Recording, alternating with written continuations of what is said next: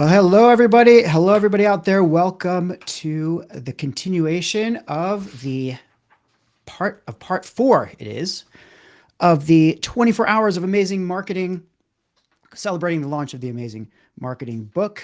This incredible live stream event put together by Mark Schaefer and the Rise community. A special thanks to Ian Gray and Kami and Fiona and everybody out there who has participated so far today. I have to tell you, it has been one heck of a day. Here we are, part 4, which I guess by my math is roughly hour, I don't know, 10 of this so far. Yeah, that makes sense. We're kicking off hour 10, and I'm with you now for the next 3 hours. Jeez, and I am very excited to bring on some incredible guests.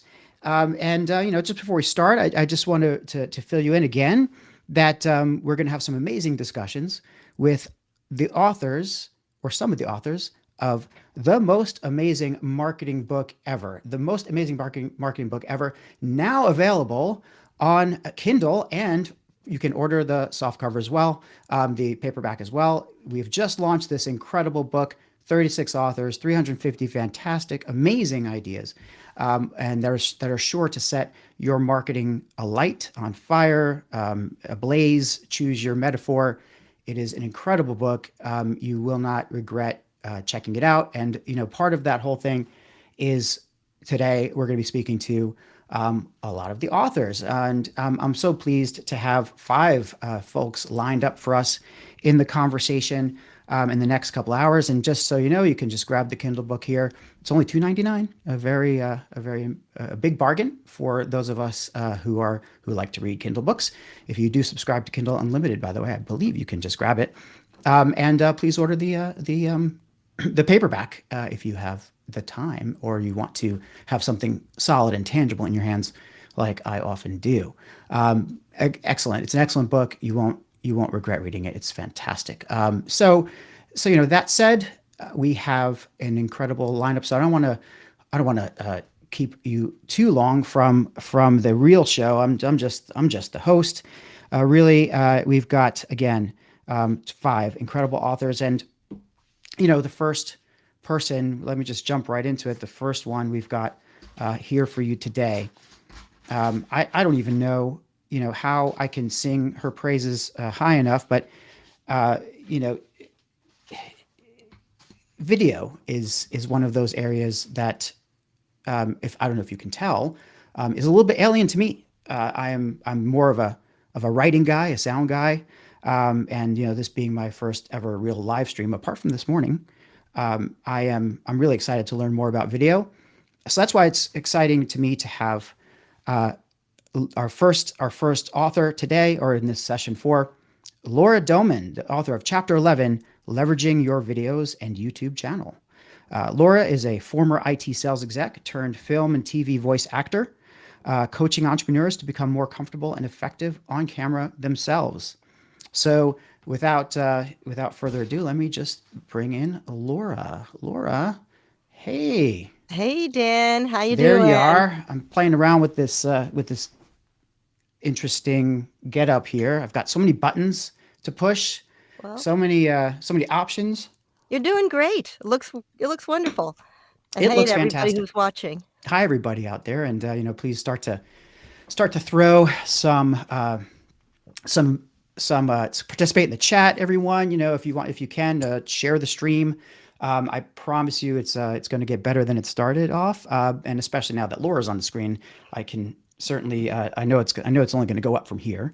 And Laura is, again, is our video expert. She's written the chapter on video and YouTube, and maybe we can start off, Laura, if you can, just fill us in a little bit on what inspired you to get involved with the book, and with being part of the most amazing marketing book ever.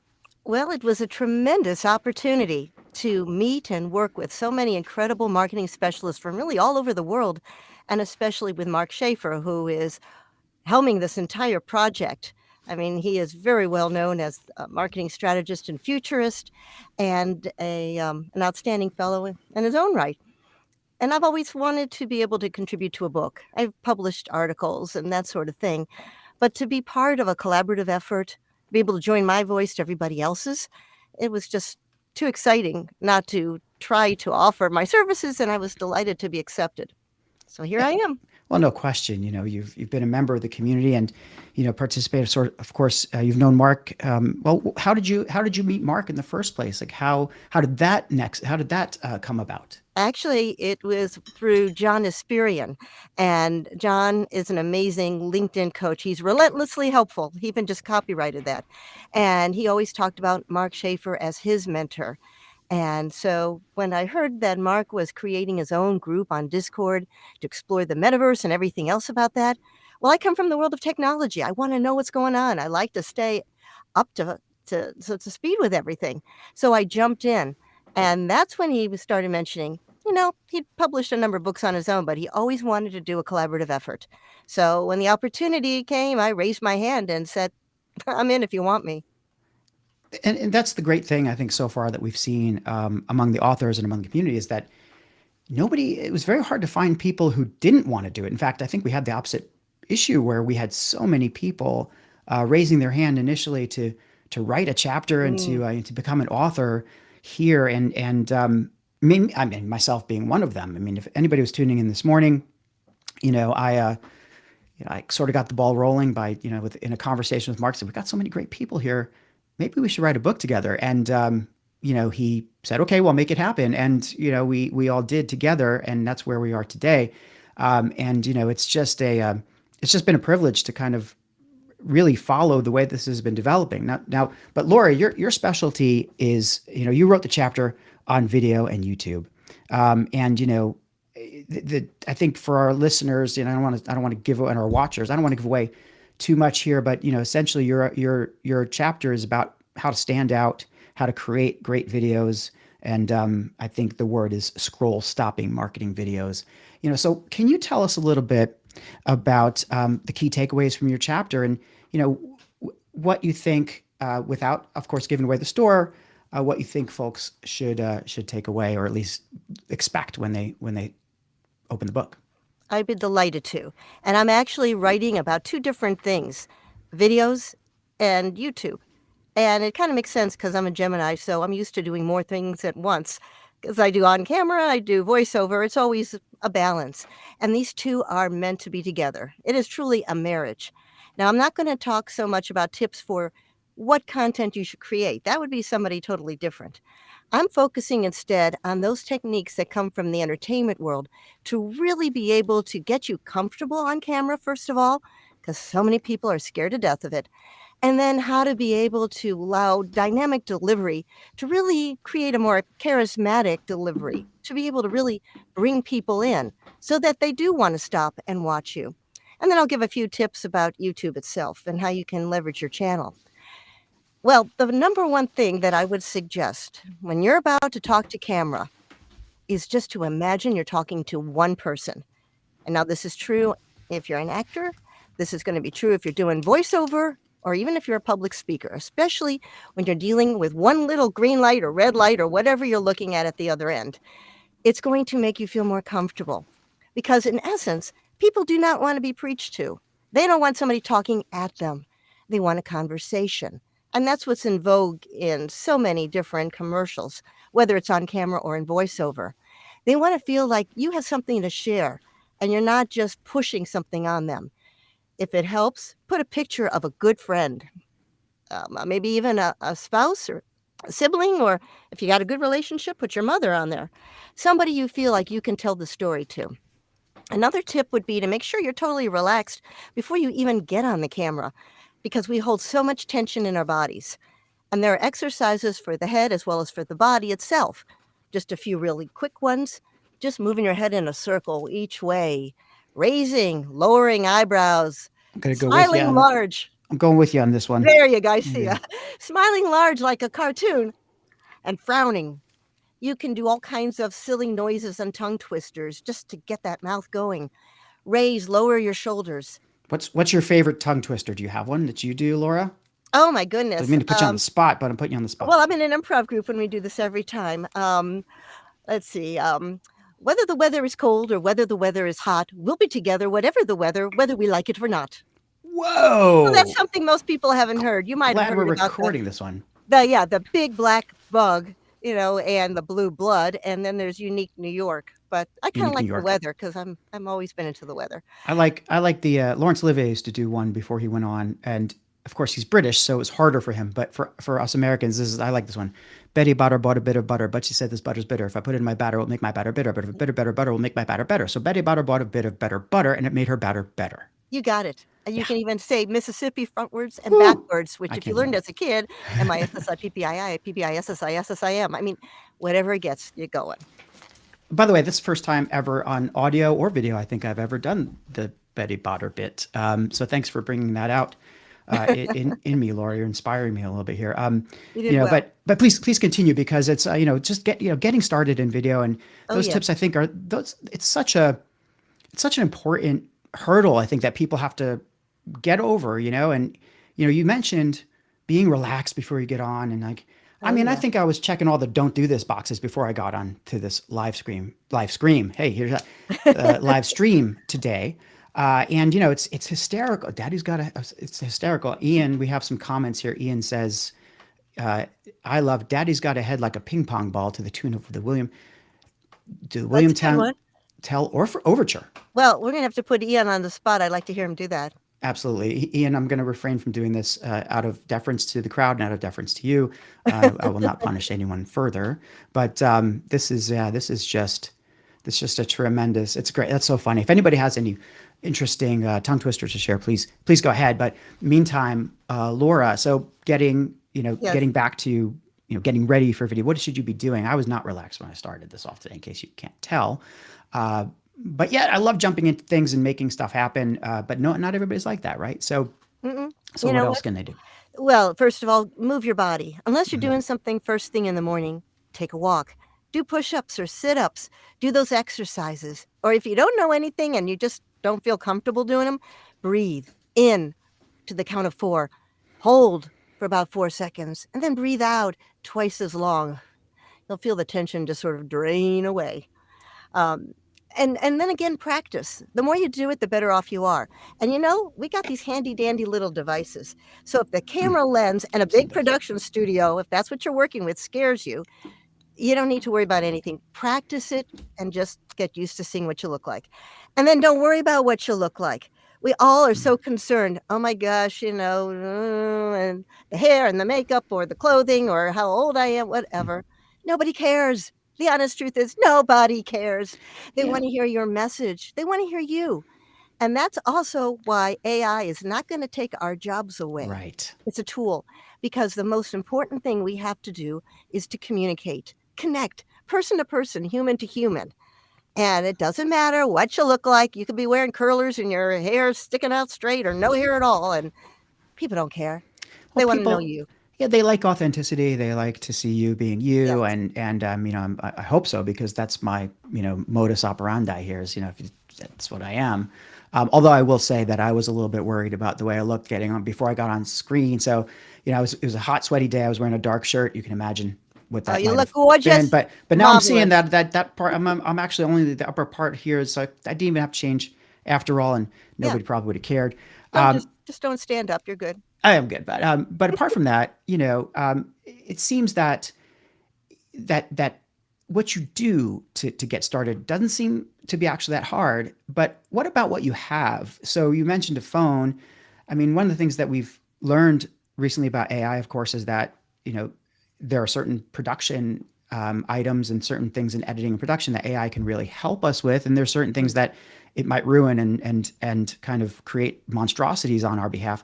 But apart from that, is there what do people need to get started in to make standout videos? Not a whole lot. Yeah. Because if you're going to create something with a lot of flash and pizzazz, it may not do as well as something that somebody just records in their backyard, positioning themselves in the sun properly, and that's it. Again, the idea is authenticity and believability. If you're going to be using the phone, there are 2 different ways that you would consider using it. If you're making something for social media, something short, 60 seconds or less, like YouTube Shorts or LinkedIn Shorts or whatever, just use the phone in the basic portrait mode. But if you're going to create a video that's more than 1 minute, that's going to live for a while, let's say on YouTube, that is going to be shown on a bigger screen, you're going to want to be able to put it in the landscape mode. Very important. And that's just because we as human beings see this way. We have our peripheral vision, and therefore we take it all in. And that's what we're more comfortable with for a longer period of time. The other thing you're going to need to make sure of is proper lighting. Now, there's indoor lighting and there's outdoor lighting. If you're going to be indoors, you do want to have something that is going to illuminate the area around you. And you have to make sure it's not too bright or not too dark, and watch out for shadows. Ring lights are great. You might want to position them so that the little circle is not reflected in your eyes, and there are covers for those. But you can get anything from inexpensive production box lights, soft box lights, or LED panels, to the smaller ring lights. The other item that you need to be careful of would be sound. You want to make sure you're not in an echoey space. Right now, for example, I'm in my voiceover studio because it's kind of flat, it's dead, and it's not going to have a lot of echoing.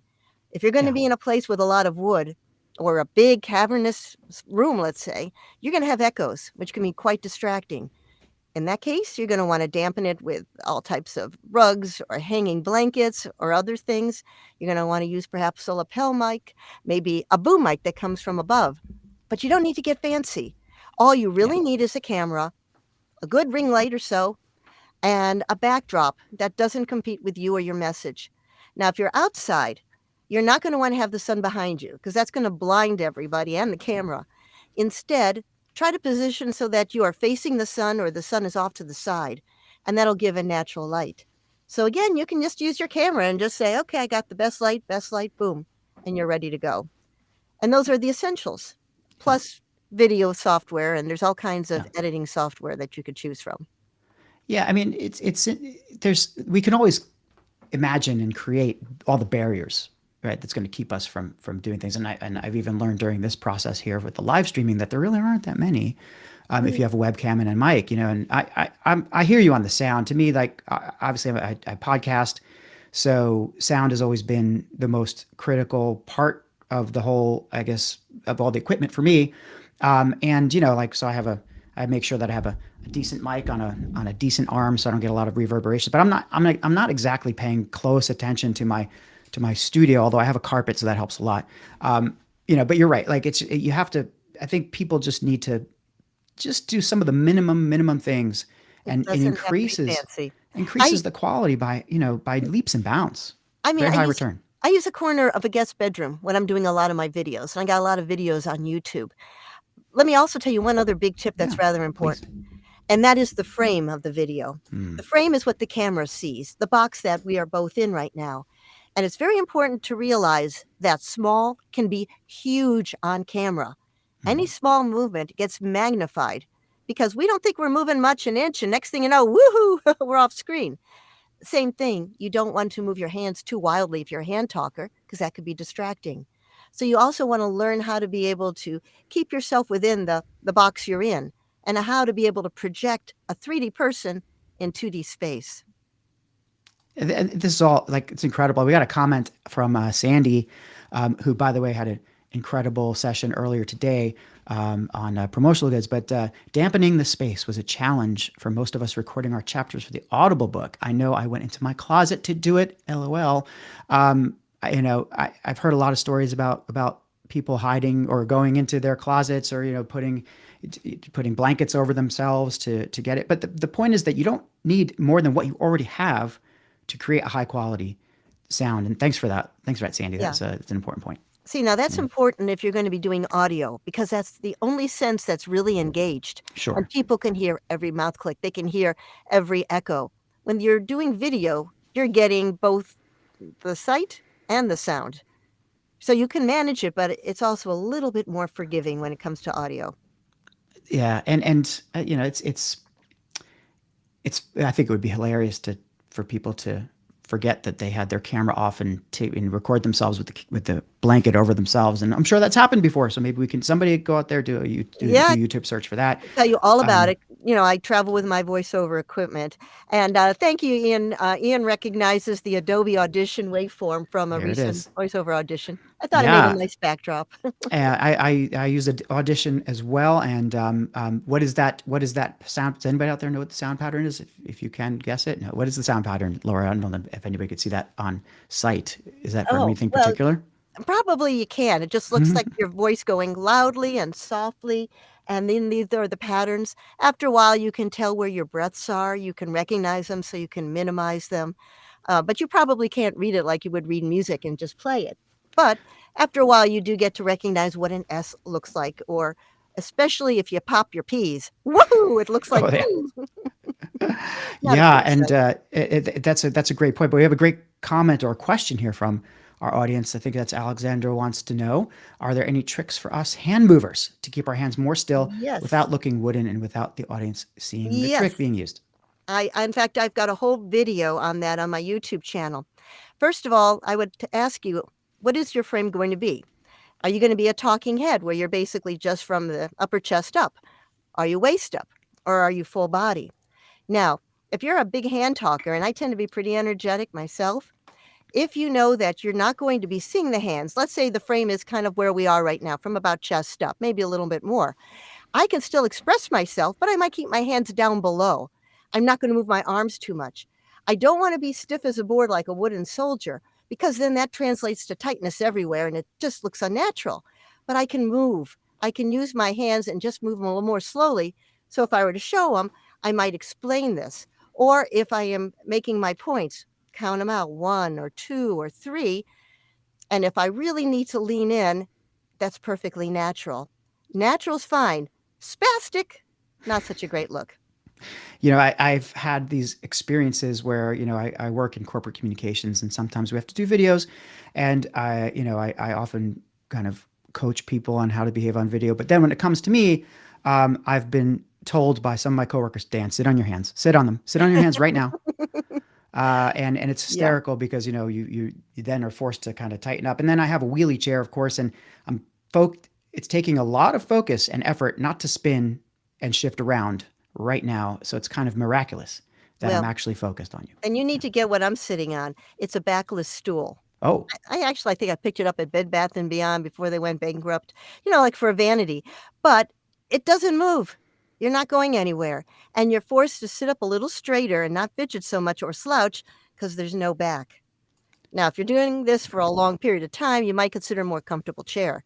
But in the meantime, it's a great way to be able to make it look like you're standing even if you're sitting.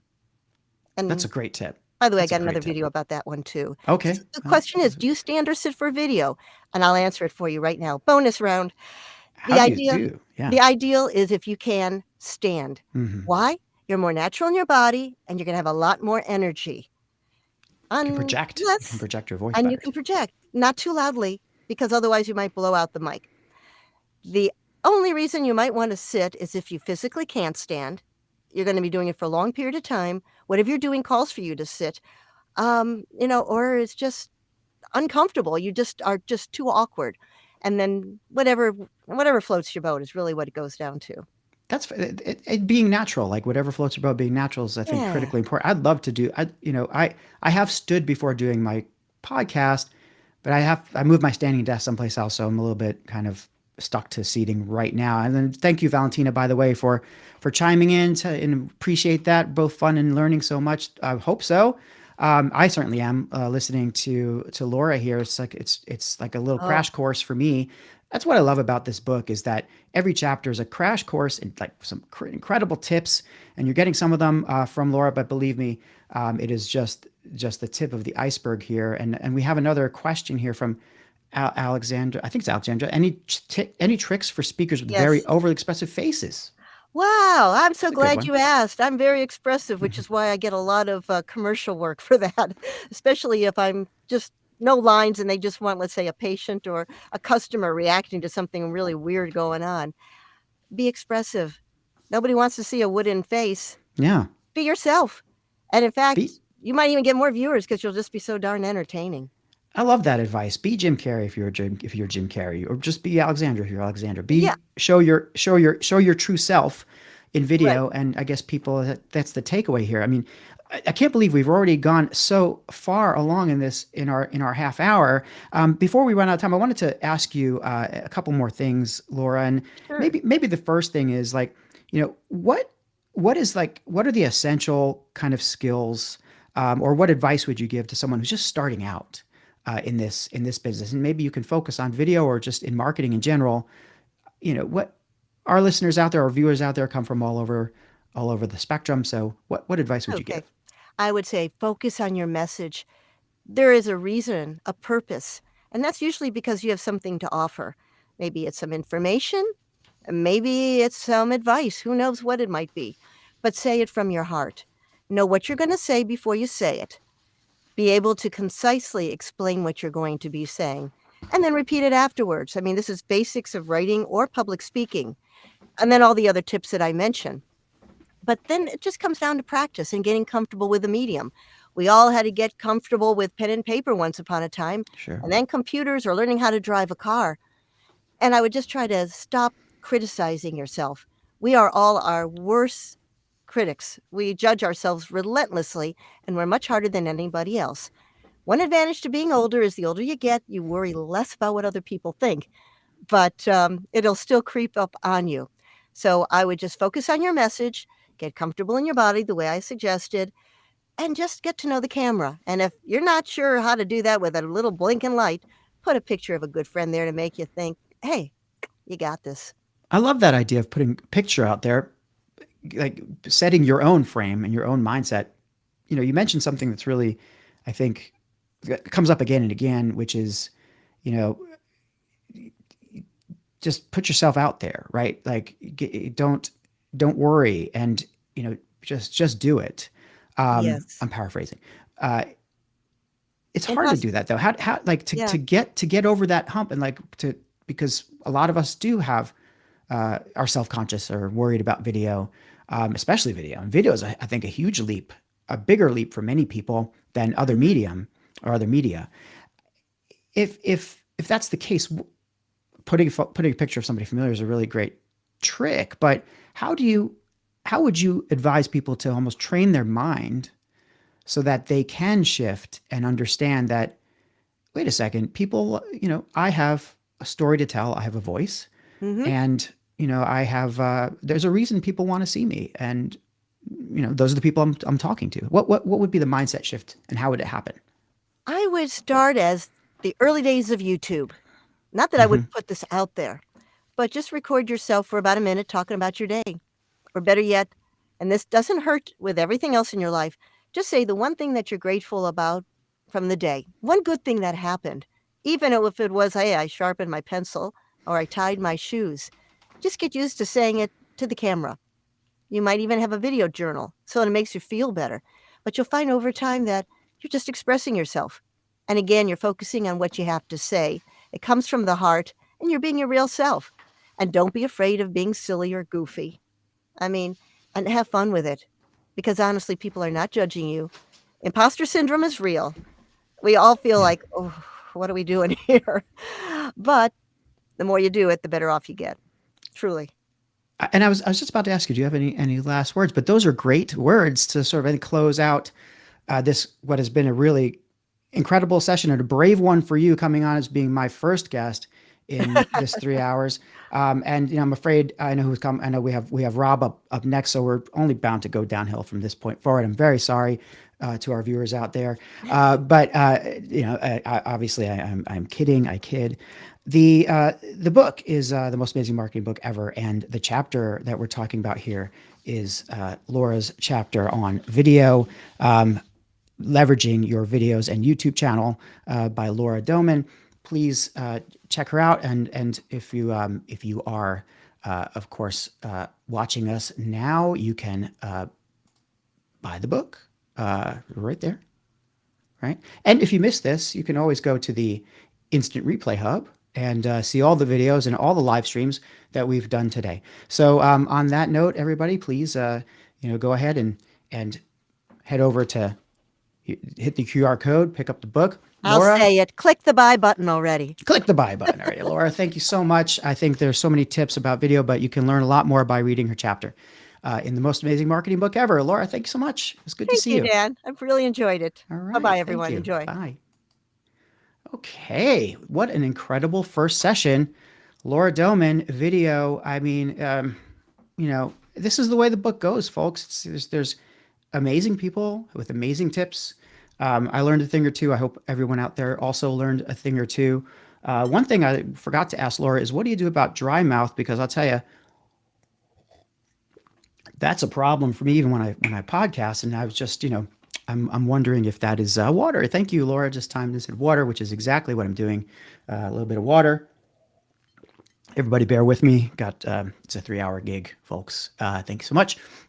So I think that on that note, again, there's you can pick up the book over there, and let me just bring us back into the next part of our session, where I am just so pleased to bring on, and after the big buildup I had before that things are going to go downhill from here, obviously that is not the case.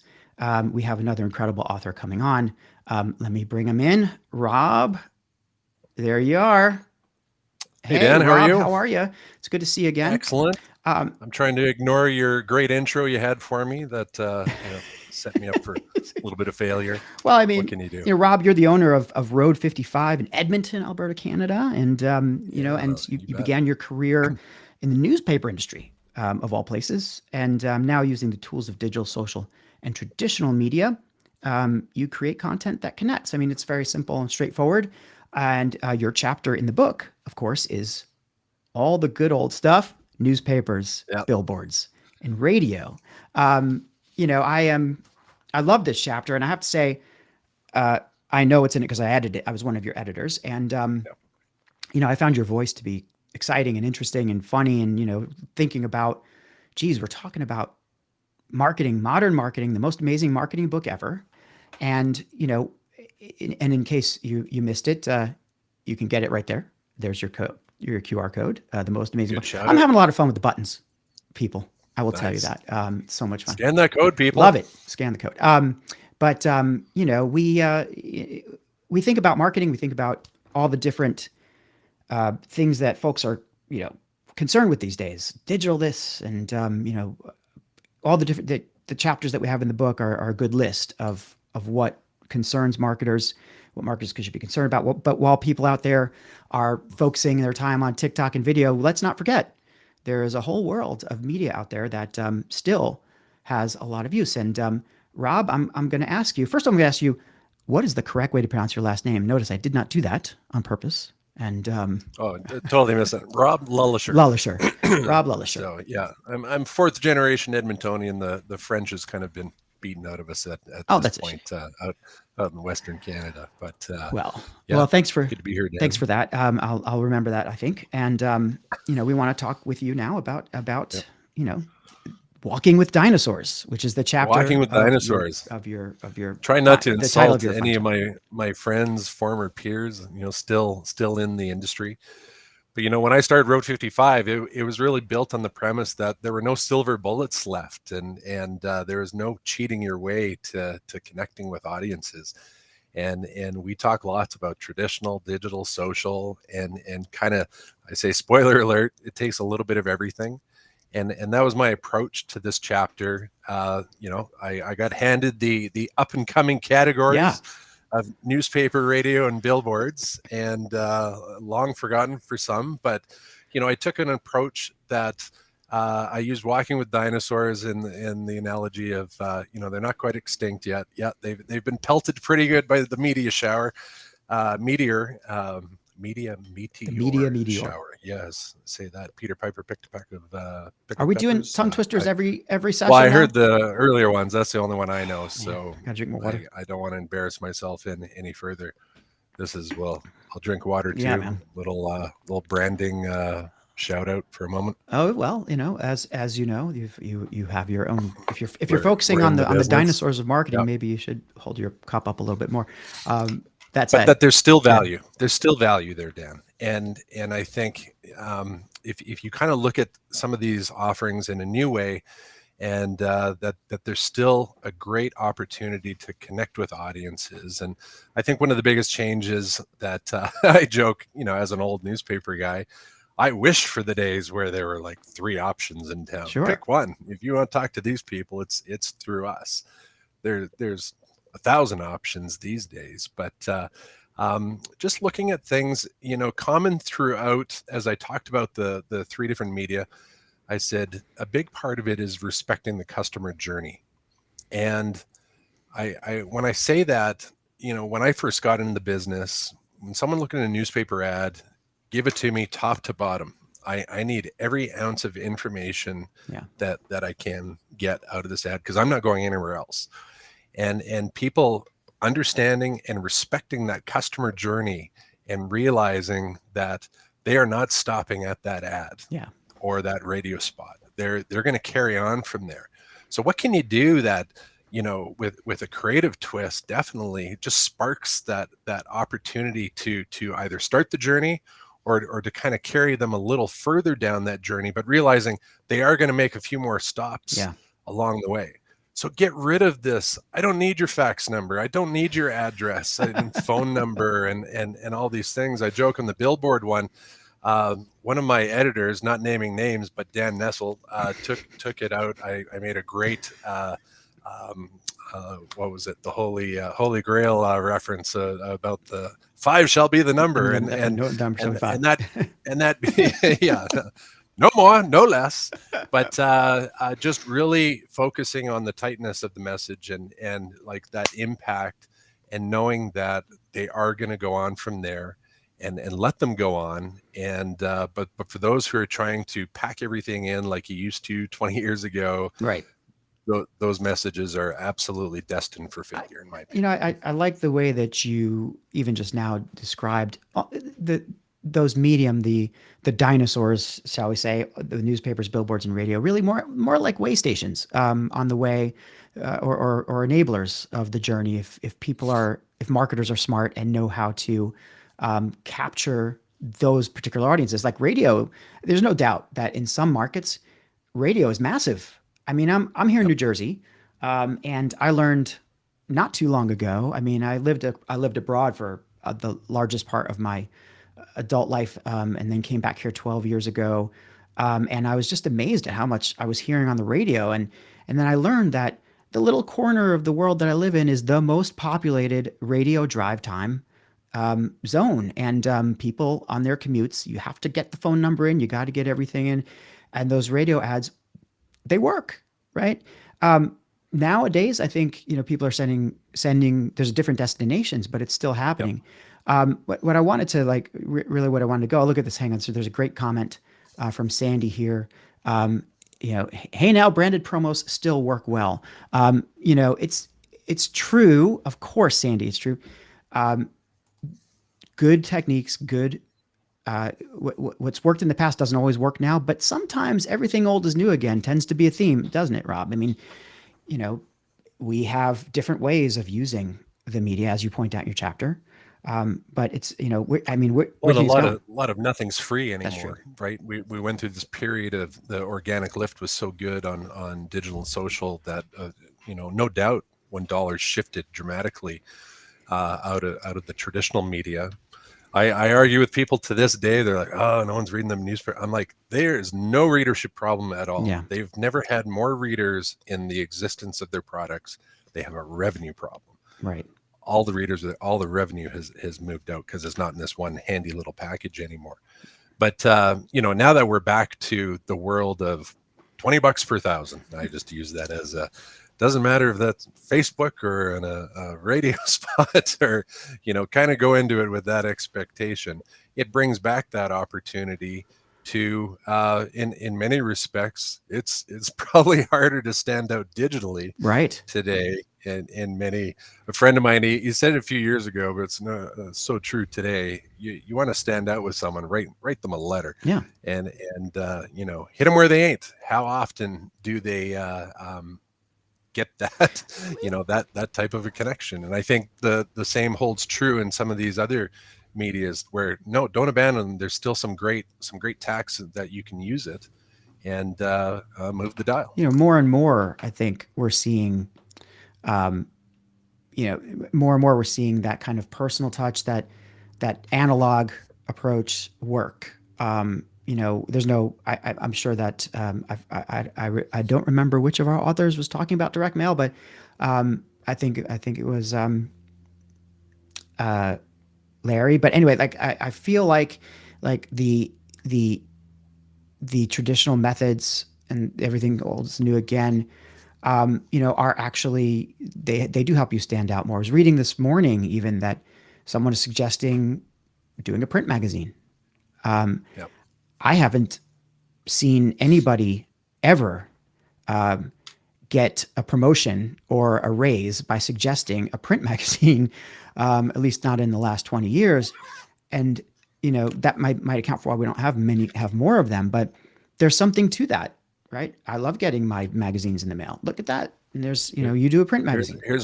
I have my own magazine for our company. Yeah. And to share a fun story, we do it 5 times a year. It's in the world of print on demand, the opportunity is great to do products like this, but it's about making that impact.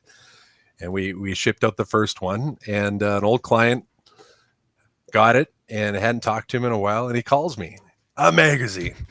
Why would you make a magazine? And I paused for a moment and I asked, why are you calling me? And he laughed, and it was like just this instant realization of I had created that contact with him in this old traditional way. After he stopped feeling a little bit manipulated by the phone call. Yeah. Totally. It's such a good point, though. I mean, and I was going to ask you, are there any really great examples of recent successes that you could point to using these more traditional methods, at least among, and you just mentioned your own magazine. Are there any others you can think of, or anything that kind of stands out in your mind about an interesting use case?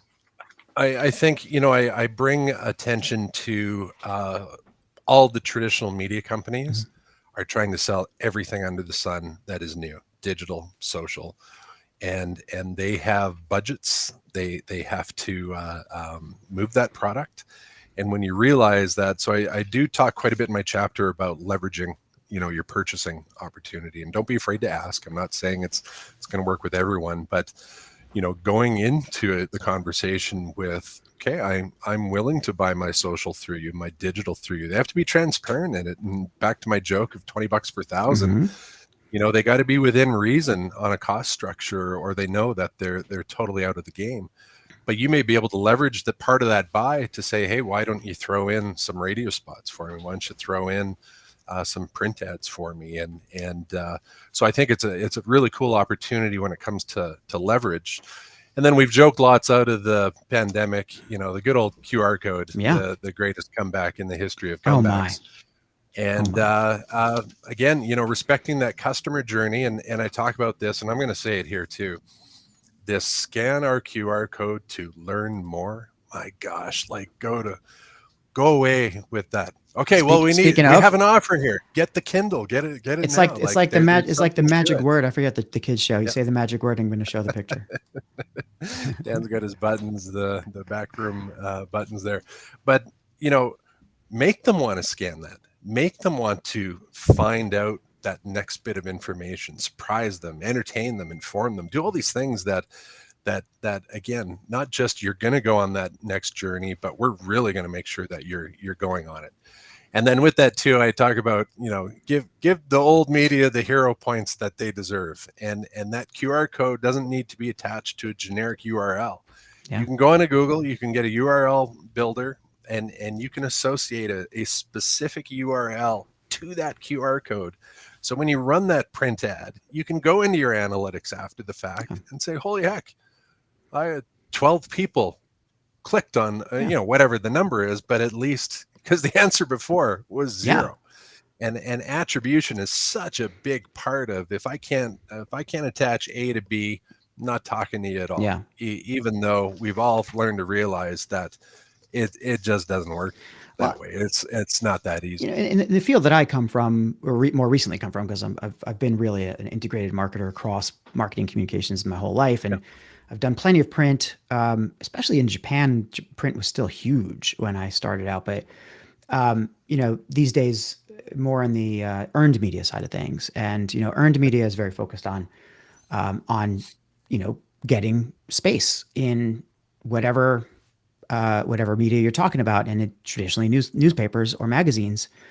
And even until this day, there are some people out there who use a metric called AVE. Have you ever heard of AVE?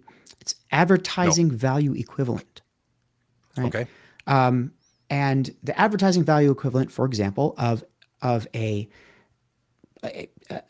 byline or a puff piece featuring Rob on the New York Times front page. Somebody say, "Oh, the AVE of that is $4.5 million." Probably next week's right? edition. Yeah. Yep. So $4 million. So then you go to they go to their CEO or their CFO and they say, "See, the amount of money we spent to get coverage in the New York Times worth it because it's $4 million worth of AVE." The most nonsensical, ridiculous measurement of all time, perhaps, designed, I think, to deliberately deceive in my mind. But I know there's folks out there who will disagree. Yep. That said, I have a position on it. That said, okay. It is based on old media. And when you're measuring, it's to the point of attribution. Everybody wants to attribute some success to themselves or to their team, want to keep their budget. Or if you're an entrepreneur or solopreneur, you actually just need to really see the value of the investments you're making and believe what your partners are telling you. So in these days, it sounds like, well, I know because I read your chapter, but it's not about using the old media. It's about connecting that media as part of the new media ecosystem. So it's you're almost a transformational figure here, Rob. Or writing transformationally, or asking people to look at things in a very different way, and I found that to be quite useful in your chapter. And so I was just thinking about like what I took away from that, and if you were going to tell your readers, just like what are the top 2 or 3 takeaways if you look at it in aggregate without giving away the whole store, if you haven't covered already, what would those be? Not necessarily that AVE sucks, but like what would the real takeaways be? Well, you made a great point of almost in all 10 points. I thought with the mindset of attaching that journey, that these were not standalone options, like they were going to be, hey, if you have $100 left, that's a terrible example, but if in your budget, just do this one thing, I would say no.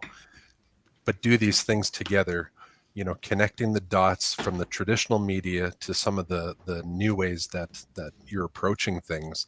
I think you have a great opportunity there.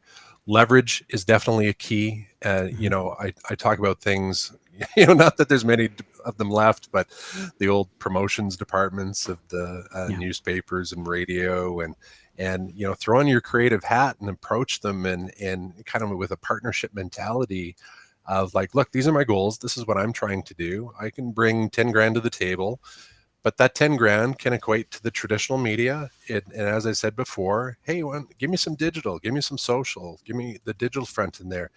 Hey, your disc jockeys have their own podcasts, I noticed. Do you think that we might be able to, cross over into, okay, now all of a sudden the campaign's bridging into the world of podcasts, and so that leveraging by asking, and don't be afraid to ask, but it comes with a lot of us old media people are lazy. I pick on my old journalist friends.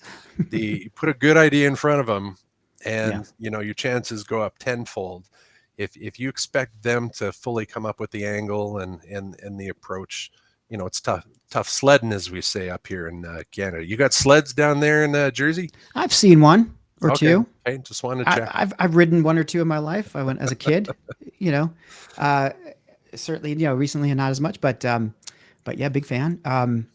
That tough sledding it describes a lot of the struggles or a lot of the kind of parts of our work that we have to deal with, because it's changing all the time. It really is. And I got to admire or think about the staying power of old media. I mean, billboards in particular. Somebody had mentioned in the comments.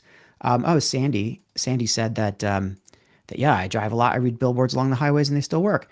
There's movies about billboards, right? I mean, Yeah. like there's no question billboards work for the right message, right? But well, there's but, that tangibleness too of this cost money. Mm-hmm. And this took a real effort to print this paper, put up the billboard, all that.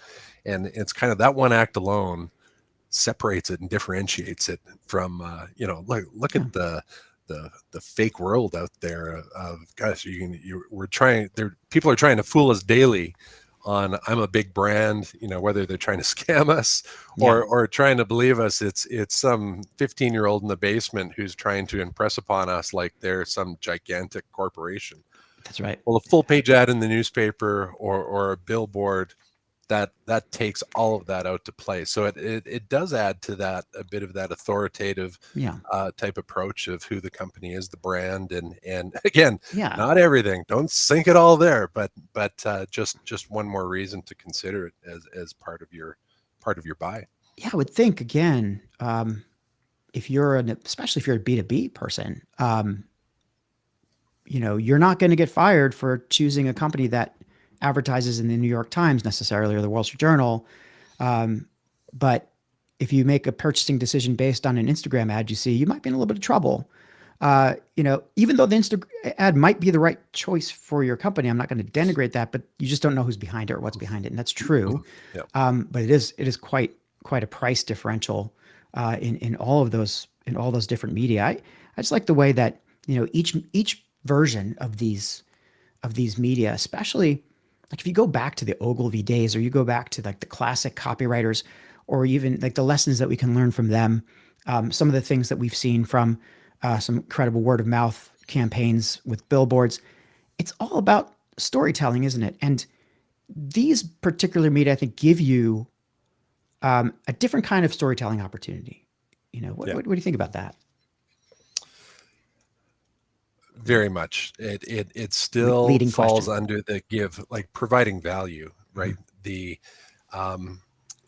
We talk about it lots, and I really enjoy messaging that talks about the capturing intent and creating intent. We do a lot of B2B work here, and at any given time, whatever your market is, whether you're selling donuts or tires or insurance, the vast majority of the marketing world was focused on capturing that intent, the I need to buy tires, and everyone dives in and they're scrapping out for that 3 to 5% of the market. But here's this giant audience, this 95% that currently has no intent.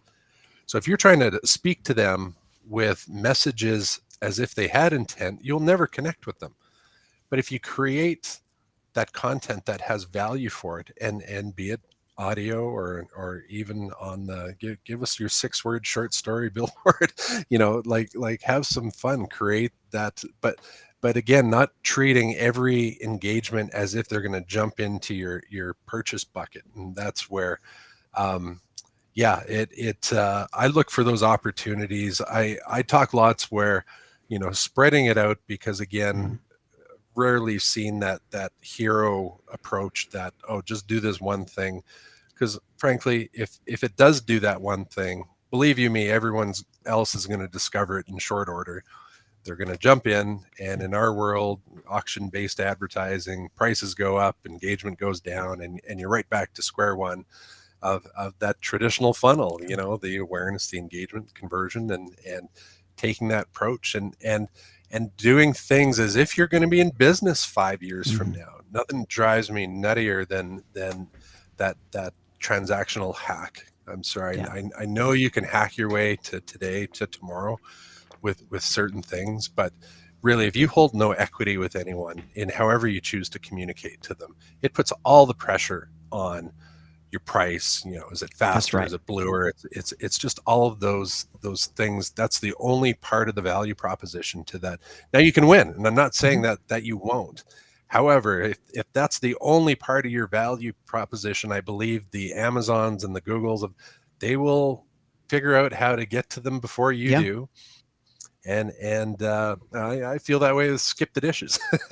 The food delivery, where if you're not branding your menu, if people aren't ordering their menu, eventually they're just going to figure out how to. Oh, you want a steak sandwich?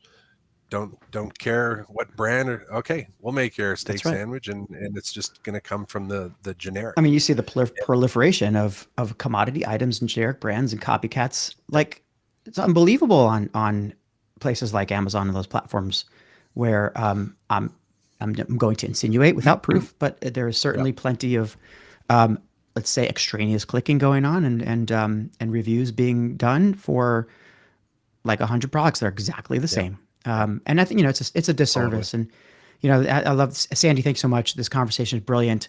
Thank you, Sandy. That is, that's the highest praise that we could hope for. And, the day's young, Dan. The day's young. I still have a little ways ahead of me, but, like before, we're about, the last couple of minutes here, Rob. And, if you're, you went from being a newspaper man and then on into general marketing, and I know that you offer a lot of services as part of what you do, and lest our watchers or viewers and listeners get misled, Rob is not only about the dinosaurs of media. Rob covers the whole gamut of content creation.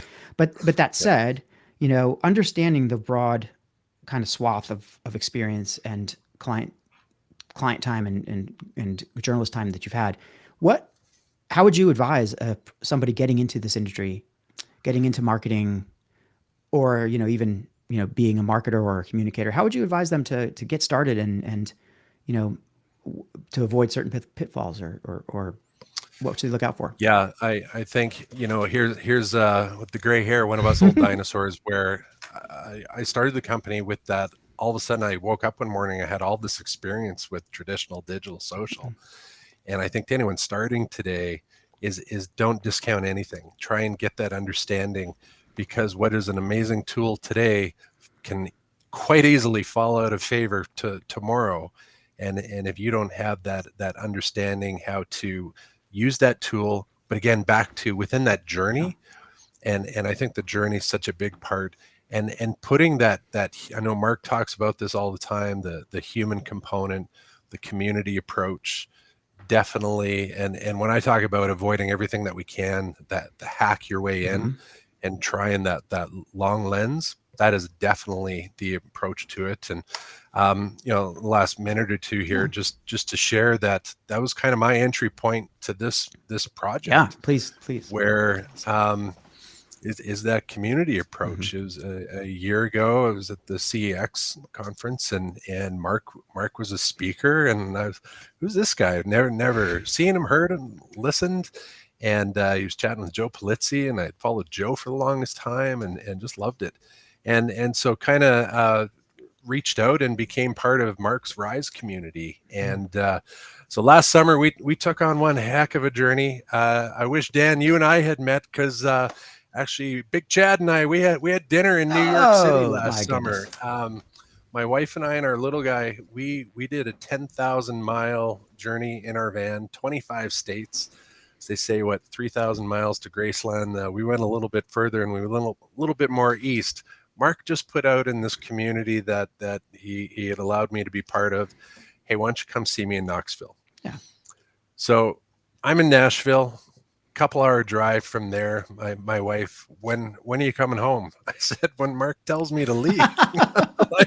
I don't know. So I drove there, and a few hours later, I'm having lunch with Mark, and then I'm sitting on his boat, and we're going for a boat ride in Tennessee, and he tells me about this amazing project, this community book that he was working on, and you and I, we were together again at CEX just a couple of weeks ago. And when I think of that community building, that here's our world of, content and marketing and community building. But I truly believe that opportunity exists in every industry out there. And that is the company of the future. That's what people want to become a part of. And if it's simply just kind of a hack your way to it, you're in a lot of trouble. Yeah, that's true. Because these big platforms are going to They're going to be quicker. They're going to spend more than you. They're going to do all these things to get to your customer before you can. So, I just wanted to share the 25 states later, New Jersey included. Hey, if only we had known then what we know now. That we'll do it on the next round, right? I mean, I think you've hit so many important points in that last roundup, and it is about the community. We've mentioned it on and off during the day. I think the Rise community and the things that we're doing there, and the genesis of this book, and how all of us got involved, either by hook or by crook, or raised our hands, or hoped and prayed to be on the list, or wherever you were in that spectrum. I was really lucky because I was the only person to write about strategic communications, but I got the ball rolling on the whole thing. So there was that. But I think, well, humble brag. Oh, sorry. No, Mark gave me permission before I kind of a little bit, but I do think it's like, because it's in so many ways, it's all of our collective, baby to raise.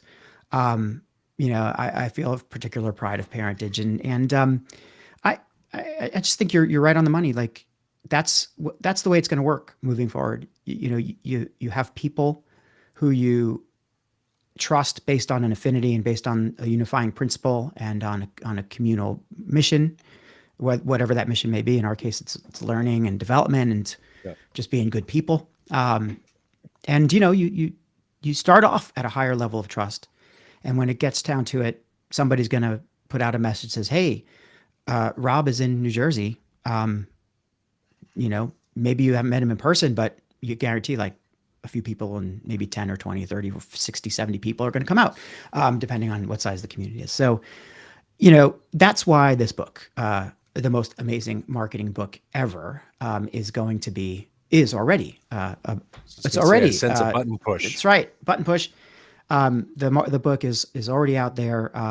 It is the top in its category in Amazon, at least as far as I know today. Cool. It's already making a nice, probably thanks to our viewers and our many authors. My mom's probably bought 70. Oh man, copies. No, I wouldn't. I think it's just going to be an incredible journey for us all. Yeah. So glad you're on it with us, Rob. Rob Lalisher, did I get that? You betcha. Oh, Rob, I will answer that bell. Thank you very much. It was a pleasure to speak to you. This was great. I appreciate you. I appreciate our new friendship and all of that came out of this community. Absolutely. Here. So take care, my friends. Thanks so much. And we'll talk soon. See you soon. Thanks. Thank you. Well, there you have it, everybody. Rob Lalisher, and I'm probably going to continue to pronounce his name properly until tonight, and then I'll sleep, and then I'll forget tomorrow and maybe get it wrong from there thenceforth. So Rob, apologies in advance. I am, so far as you can see, we're here in the middle of our session number 4 of the 24 hours of amazing marketing live stream. In case you wandered here by accident, you're here to listen to and watch some incredible thinkers in marketing communications who have all gotten together to write this amazing book called The Most Amazing Marketing Book Ever. Mark Schaefer and Friends. I'm a friend. Got 36 other friends. We have 350 ideas. And the book is available now. So please go grab it when you can. That's of course the sign. Now that I've made my little pitch, it's now the perfect time to bring in our next guest, who I'm so excited to speak to. I've been speaking to her now for months and months and months and months, but never really in person like this, or at the same time, because she has had an incredible, I guess, role to play within this adventure and in writing and editing the book. Joanne Taylor, the author of Chapter 17, Catching Cultural Waves on TikTok, is a writer and editor based in Sri Lanka, and fascinated by all things marketing and the intersection of genre fiction and world mythology. She believes everybody has a voice worth hearing, and I couldn't agree more. I am so pleased to bring in Joanne Taylor to the live stream now. Joanne, hello. How are you? Welcome. Hi, Dan. Great to see you. I'm really excited to chat to you. Are those literally crickets I'm hearing in your background? Oh, probably. Sorry. Wow. No, that's fine. I just know, I know you're in Sri Lanka. I mean, you know, Sri Lanka is a jungle and tropical place, right? So it makes sense. So I am, you know, it's authentic people, everybody. This is the way it is in Sri Lanka, and we have Joanne here to thank for bringing Sri Lanka into our living rooms, work rooms, wherever you are today. So it's good to see you. Yeah, you too. And thanks for your intro. That's incredible. And yeah, adventure is definitely the right word. So tell us a little bit about your adventure. I mean, you know, I think you're alone in the Rise community as coming from Sri Lanka, and um, perhaps you can tell us how you ended up getting involved with the book, and you know how Sri Lanka plays a part in that. Um, well, I got involved with the book, like a few of the other authors, through the relentlessly helpful John Espirian, his community, Espresso Plus, and kind of found out about Mark Schaefer that way. Um, and yeah, so the community on Discord, just an incredible learning community. Unbelievable. It was a new platform for me, Discord. So, you know, I had some reluctance at first, which kind of fits with my chapter, actually getting into new platforms. Um, so when I heard about the book, I think at the time I was the only copy editor and proofreader. So, you know, I put my hand up to volunteer. And it kind of went from there, really. Sure did. Yeah. I remember Mark. Pardon me, I have my water now. You know, after we started the process, you know, Mark had said that the editing was going to be a bear, right? It was going to be all these different authors, all these different writing styles. That's not going to be an easy lift. So how are we going to make that happen? And he said, you know, I can't do it. Like, we need to find some great people to do that. And he said, I know somebody. And he said, you need to reach out to this person. And I thought that that 3 would be a good number of editors, and I am so happy that that's where we went. So at the very beginning, at the outset of the book, we reached out to you.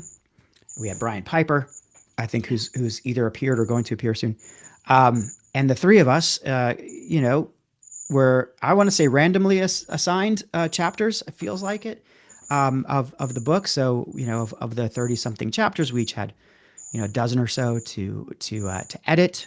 And what a great process and learning process that was. And I will say that, you know, I've always been an editor by kind of default, right? Like, I'm a good editor, natural kind of feel for language. And I've definitely cultivated over many years working in marketing and communications. You know, you need to be a good writer before anything else, I think, but I always preferred editing.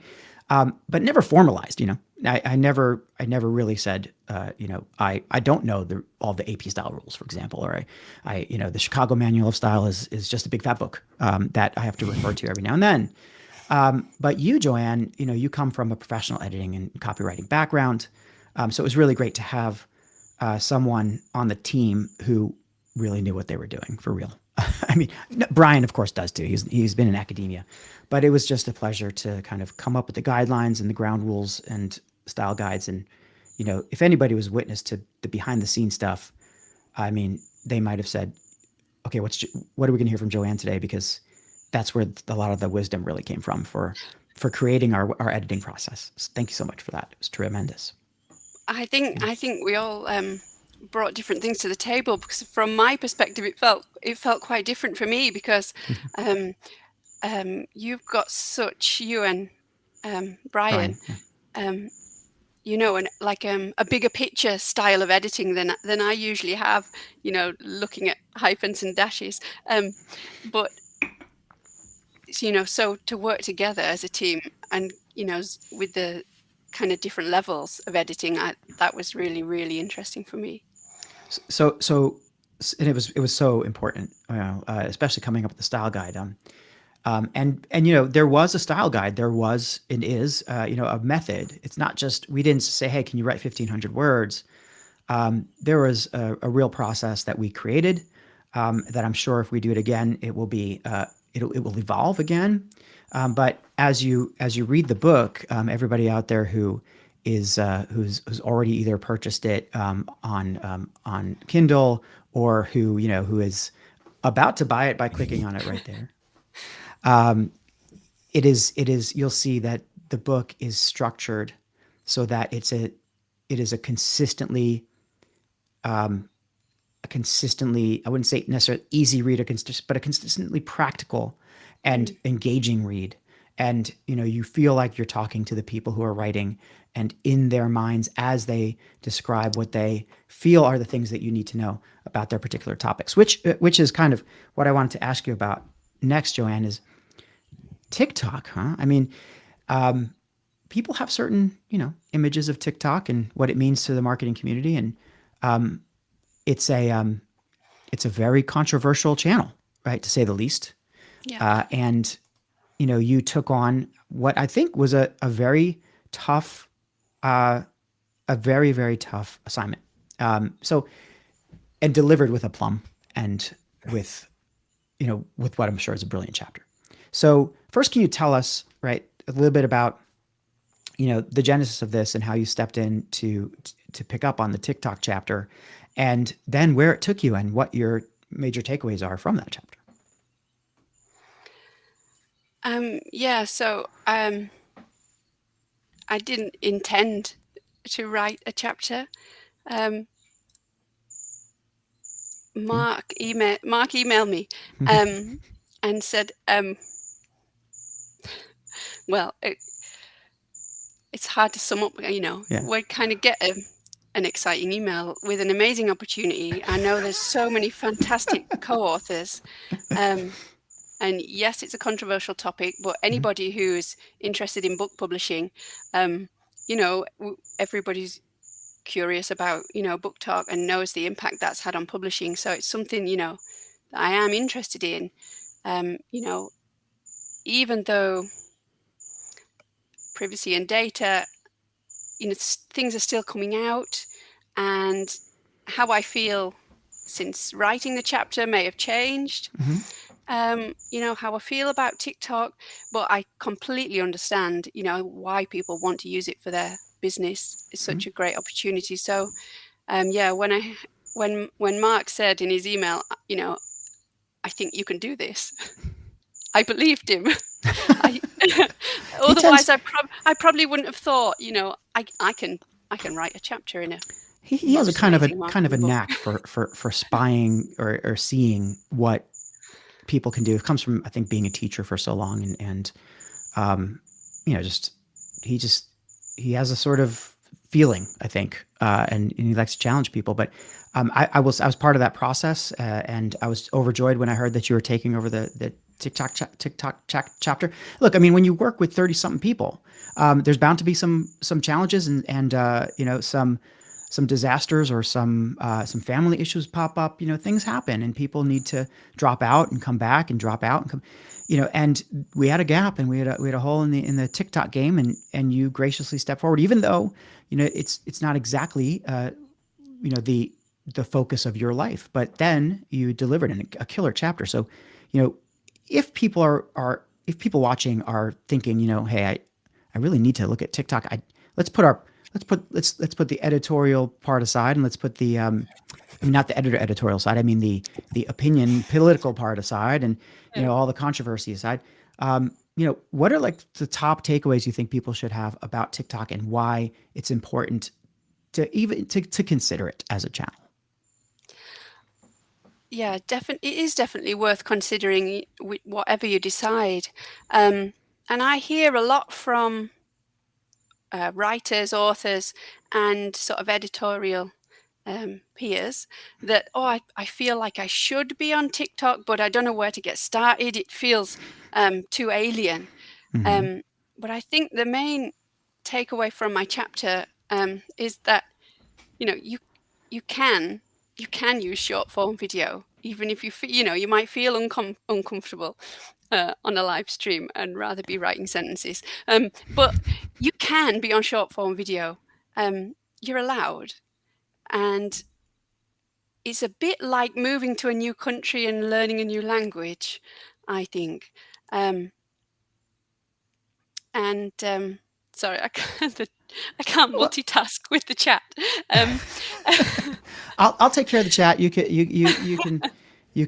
can focus on here, and I'll bring up the folks that have some comments. I mean, I haven't gotten to it yet because I've been enthralled with what you're saying. it's all right. Um, It's because it's it's our colleagues and it's our friends people. that I'm Well, really okay. interested to. No, Well, you're now that you fine. mention it, let's bring up one of them, right? We say that Zach, of course, is heavily involved in the community. The book would have been a shell of its current self without Joanne, Frank, and Marcy's contribution. Frank and Marcy, of course, are major contributors. Frank designed this beautiful cover It's incredible. that you see. It is amazing, and he designed using AI in multiple iterations and going through what can only be called vigorous debate and a little bit of guff.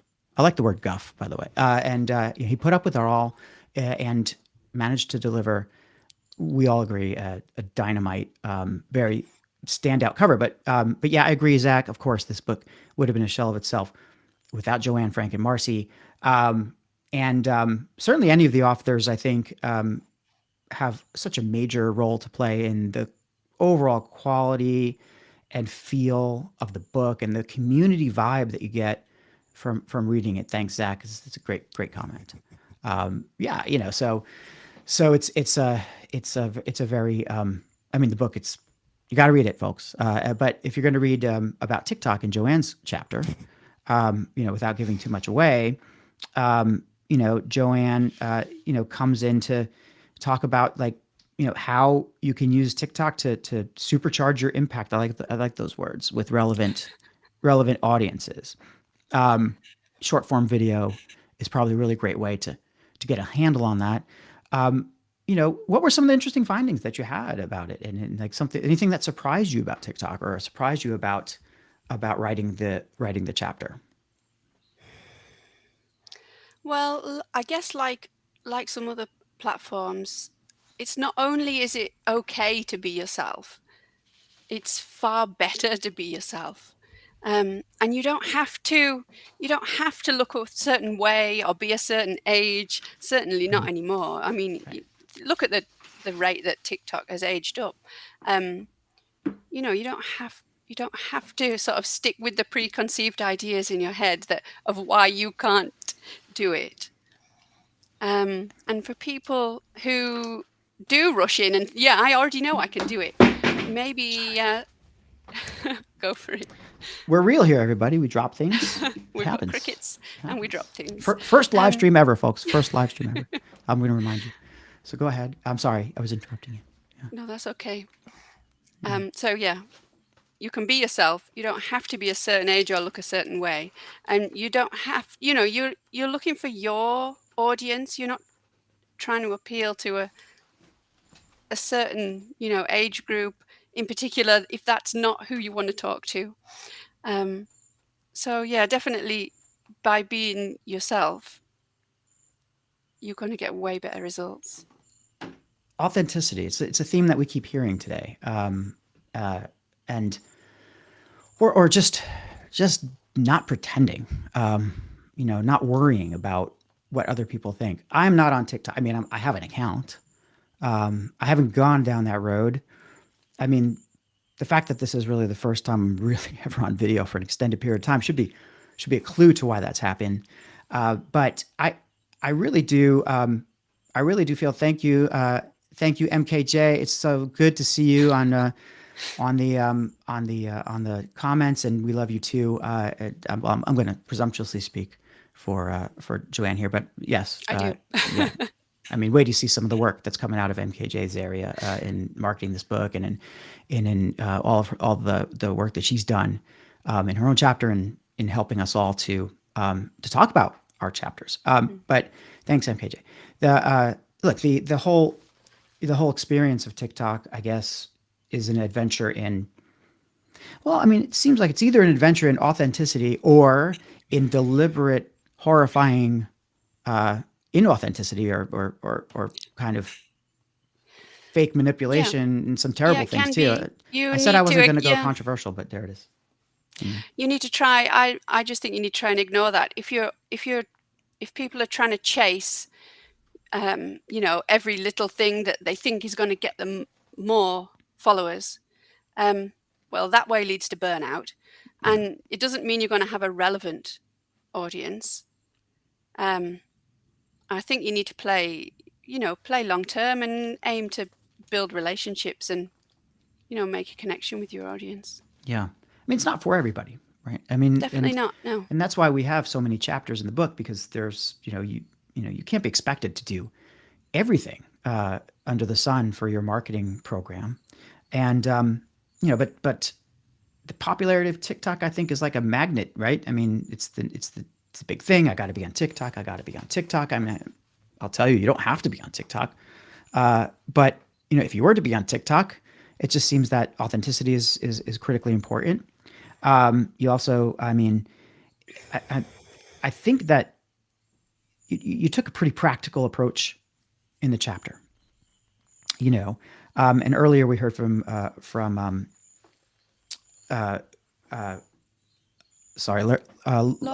Laura Doman about like video tips and the things you should do. I mean, I guess on TikTok, it doesn't all matter as much, right? I mean, you can just turn it on and go, to relate to your audiences. Yeah. And the reason I try to be practical in the topic is because I think video is such a barrier for a lot of people. But then sort of short form seems like another big barrier on top of that.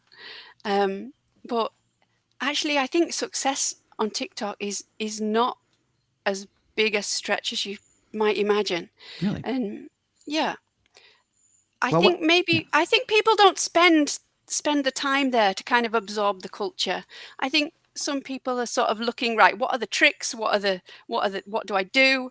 But really go and have a look, because everybody's For You page is so personalized. So me and my sister, for example, are so similar, but our TikTok feeds are completely different. I think so. It depends on your audience. You need to go and find out what's going to appeal to them and how you can communicate your message to them, to the people who want to hear from you. I think there's a tremendous amount of wisdom in something you just said, or a lot of what you just said, of course. But but you said spend time to absorb the culture. Yeah. And that to me applies across the boards everywhere. It's a problem that it's a challenge for everybody who is certainly trying to get new customers or grow their business or reach certain metrics or hit certain KPIs or whatever your goals are. You just think, okay, tactically, when I get on this channel, here's what I can achieve, and how can I do it? How can I do it fast? And a lot of marketers, certainly corporate marketers, are under the gun to show results fast. But that moment, that time that you take to, as you say, absorb the culture, I think that it sounds like that could be the difference. Certainly, the difference between dramatic success and immediate burnout. And it sounds almost like something that you might want to advise somebody when they're starting their career, right? And when you think about that, for people who are starting out, or who are in the kind of younger demo, let's say, it seems like TikTok would be the place that they would probably try to go first. And I don't know, is that the right thing? Do you think that's the right thing to do? For younger people to try TikTok? I think it's hard to be everywhere at once. Choose the format you love the most. Like, if you're passionate about it and you're enjoying it, I think that comes through. I think in TikTok in particular, if you've got your energy and enthusiasm with you, even if it's only 15, 30-second video, it really comes through. So if you're not enjoying it, why are you doing it? Maybe somewhere else would be better. And I don't think that's limited to your age group. I mean, maybe if you've grown up with a certain platform, you're kind of going to know the culture better. But then it kind of depends, if you've been using it, following completely different creators to what's relevant to your work, then there's kind of another subculture there. So I think you need to spend time, what are the norms and values? what are people up to? What do people like? So yeah, I'm not sure it's age dependent, but Sure. definitely a younger demographic Yeah. is statistically more likely to be familiar with TikTok. Sure. Yeah. I was just speaking from like the anecdotal like focus group of one. I mean, the whole thing of, you know, younger kind of marketers or kind of, let's say, newer marketers, going, we need to be on TikTok. It seems to be like just almost a stereotype now, a reputation thing. Although I feel like with recent news and with the way that TikTok has been evolving, there might be some trepidation now in the marketplace. And it's only natural. I mean, it's controversial, and it's outright banned in a lot of Yep. places. But it's still a force. It's still a force. And if nothing else, I mean, as a kind of observer of people and as an observer of I guess of marketing and how we communicate with one another, it's a fascinating study. I just don't know if it's a terrifying study yet.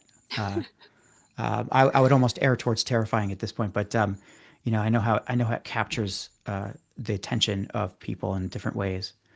But it seems like it's really like using it sort of in a harmless way, and to catch comedy clips and little bits of entertainment. Apart from the fact that it sucks hours out of my time all at once, I'm at least getting sort of fun content, like very nostalgic comedy is kind of what my TikTok ends up being. I guess because of the way whatever I liked or watched at the beginning, and I don't mind that so much. But what I would mind is if I catch my daughter who's looking at it and getting some mixed messages about body image and friendships and Yeah. Morality and so on. I mean, it's tough. I said no controversy. I'm gonna stand by what I said. Well, yeah, no, it's a fair point. Some things are kind of applicable to all types of media and sort of caffeinated by the power of short form video, of instant clips that grab our attention. I think one of the strengths that make it so appealing for people is the recommendation engine. Yeah. That your videos have real potential to be seen by people who want to see them, even if they're not following you. So maybe other platforms will develop their algorithms, to something more similar. Who knows? Yeah. I've had some words recently about recommendation engines and the dangers there for. I think that what I said was they give you a free pass to not be curious, and and I do believe that, but at the same time, sometimes you just want to sit there and watch stuff that's delivered to you, and the human in you wants to be lazy or just be receptive or passive about it. And TikTok plays its role, and at least to me, Frank and Marcy have a good comment here. I don't know if it's Frank or Marcy. I'm guessing it's Frank, but TikTok caffeinated hits of video content. That's how I'm going to describe it around. Thank you, Joanne. Again, it's pearls of wisdom. That's why we do this show. So Joanne, before we go, I know we're just really up on time, but any last words for people here? I mean, maybe if you want to sort of get to like your overall experience with the book and how you felt in the end and where it's brought you. And I don't know, that's a lot to wrap up in 2 minutes, but go for it. Thanks. I think one of my biggest takeaways is that often it's the people who maybe they feel anxious or maybe don't put themselves forward as much, like with writers as well as content creation. Sometimes they're the ones who do fantastic work, and if we don't support them and support each other, we're going to miss out on a lot of important voices. So that's what I love about this project so much. I mean, what incredible marketers I've got to learn from at an early stage, in my career. So yeah, just a fantastic opportunity, and that, we have to allow ourselves a voice, whether that's on video, short form, or live streaming, or writing. um, your story does matter. You do count, and you are allowed. Absolutely. I think that's such an important message that we get from not only all of our participants and the people who've been writing, and our community. That's what the community really is. And, some people don't want to jump up and talk and say things all the time, but that doesn't mean that their voice is any less Yeah. than others. And we always have to, it's so critical to remember that. Even in the Rise community, I have to say that we keep talking about it because it's important, it's critical, it's central to this book. Yeah. This book would not have happened were it not for the Rise community. And in many ways, the Rise community would not be what it is today were it not for the experience of writing this book together. It was a bonding experience, but also a professional experience, a learning experience. And I look at what's happened. I mean, this is incredible, this whole thing. I'm live streaming, for crying out loud. It's really important to just sometimes just lay back, and I would imagine that there are plenty of people out there who are just absorbing the culture, to use the wise words of somebody I now know very well. Look, I thank you so much for calling in from Sri Lanka, and I love the decor on your back wall. I meant to say that. I just want to say, Francis says that this has been inspirational, and sometimes we are our own roadblocks. Indeed. And that's true. And look, you inspire us, Joanne. You've inspired me and Brian, I know, as editors. I really think Joanne, the real MVP, joining the live stream at 2 a.m. Gosh, let's not forget that. 2 a.m. for Joanne. Congratulations, or thank you so much, or I'm sorry. I'm not sure what it is. But look, thank you so much for joining us. And I really am looking forward to the next time we're able to connect. Thank you, Dan. It's been a pleasure. Same here. All right. I'm going to send you away now. Bye. All right. Joanne was fantastic. I'm so glad we had a chance to connect and learn more about, how she took her editing approach, but also her own challenge to write a chapter that she wasn't necessarily, thrilled about the topic, but she's a professional writer, and a professional marketer, understood what TikTok was all about. And when you read the chapter, you will see that her advice is practical, and implementable. And I guess those are kind of the same thing. And look, she's just a tremendous person, and her editing skills are off the charts. And it's been a pleasure to work with her. So thank you, Joanne. I see that there's so much MVP, and Cami says MVP status granted. Absolutely, appreciate it. Now, I mean, so we're now a couple of guests. 3? I've gone 3 now. Gosh, the time is flying so fast on this live stream. And apart from the fact that I need to drink a little bit of water, I would never know how much we're actually speaking. So I will take this opportunity to say, pick up the book while I freshen up a little bit here, and drink some water. And as I think about, or as we're about to bring in our next incredible, amazing writer, and contributor to the most amazing marketing book ever. This is my first time meeting David, but I will, he's just been such a tremendous part of the community, and I love his topic. He's a brand strategist, a marketing consultant. He's the founder of Food Rise Marketing, where he works with food businesses to build their brands and connect with consumers. I am just thrilled here to bring on the live stream my new friend, David Bezek. David. Hello.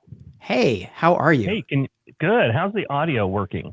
I can hear you okay. It's a little muffled. I mean, Okay. I'm not sure if you're coming through your mic, but you know what? I was getting this all set up. I feel like I'm getting ready to launch a rocket ship or something here. So you've got all the gear. I got all the gear, but doesn't necessarily mean I know what I'm doing. Oh, well, So, it's all about experiment. It's all about experimentation, David. That's that's half of the Rise community. So you're fulfilling your role. I am. as an experimenter. I'm thrilled to meet you in person here. You've been, like I said, you've been a big contributor to the community, and having been involved in the book, of course. So how about we start there? I mean, how did you get involved with this whole big thing, and what inspired you to get to write your chapter on how to build an exceptional brand? Well, it goes back a number of years. I've been following Mark Schaefer for quite a while, and his podcast is always at the top of my list. One that I always have to listen to. It covers the breadth of marketing, and it's one that I have to keep up with, right? So I've been following him, kind of aware of what he'd been doing, seeing some of his speech, some of his presentations. And when he came out with kind of organizing this community of marketers, I wanted to be a part of it. And I don't know about you, but, I've joined a number of groups, and, you just can't spend time in a group constantly, or you'll never get anything done. But the Rise community is one that I'm in virtually daily. Just like you said, it's an opportunity to learn, to learn from others who are in the industry, and kind of try to up our game, up our level. And so I don't remember how it all started. I think you may have been part of this, kind of coming up with this idea of a book last fall. Guilty. Guilty as charged. And when I saw that come out, I thought this is a huge opportunity for me professionally. I've never written a book. I've done a few blogs, but not a lot of writing consistently. And the opportunity to learn and follow this process. I thought, okay, one chapter.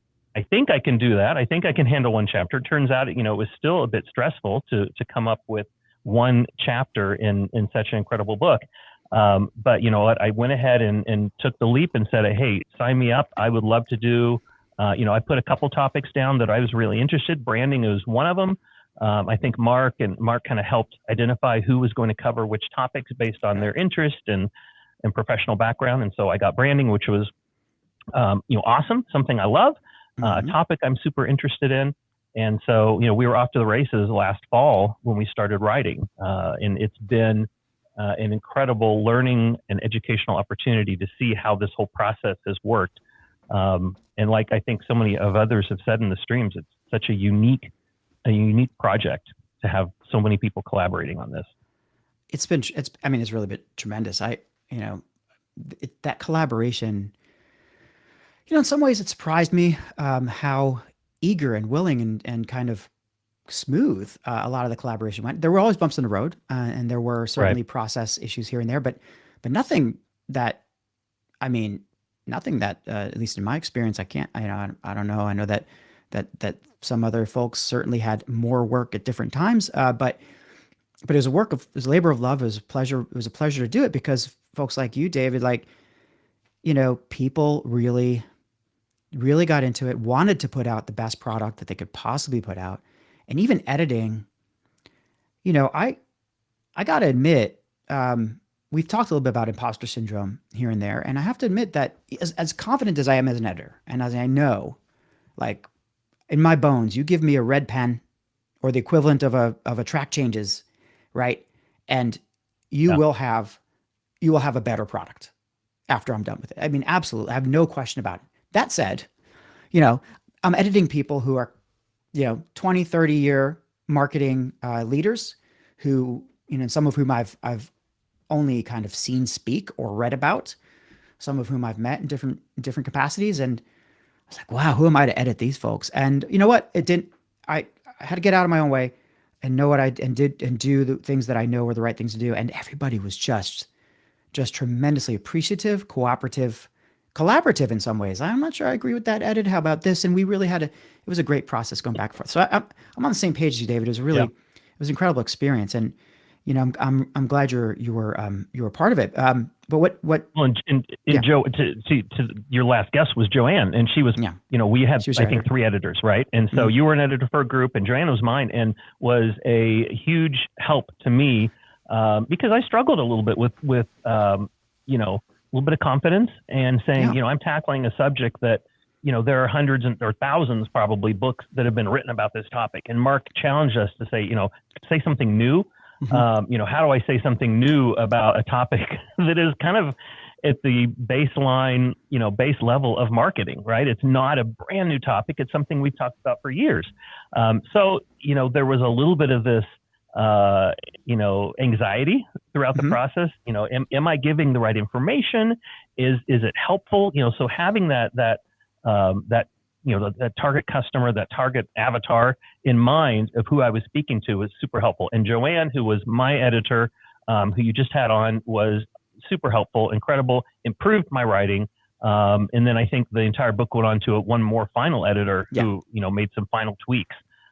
So that was a really good experience. It pushed me a little bit, but it also gave me, it gave me some comfort to know that, what I was putting out there, was good. And it certainly was good. I mean, branding, right? I mean, you said it yourself. It's a foundational topic. And Right.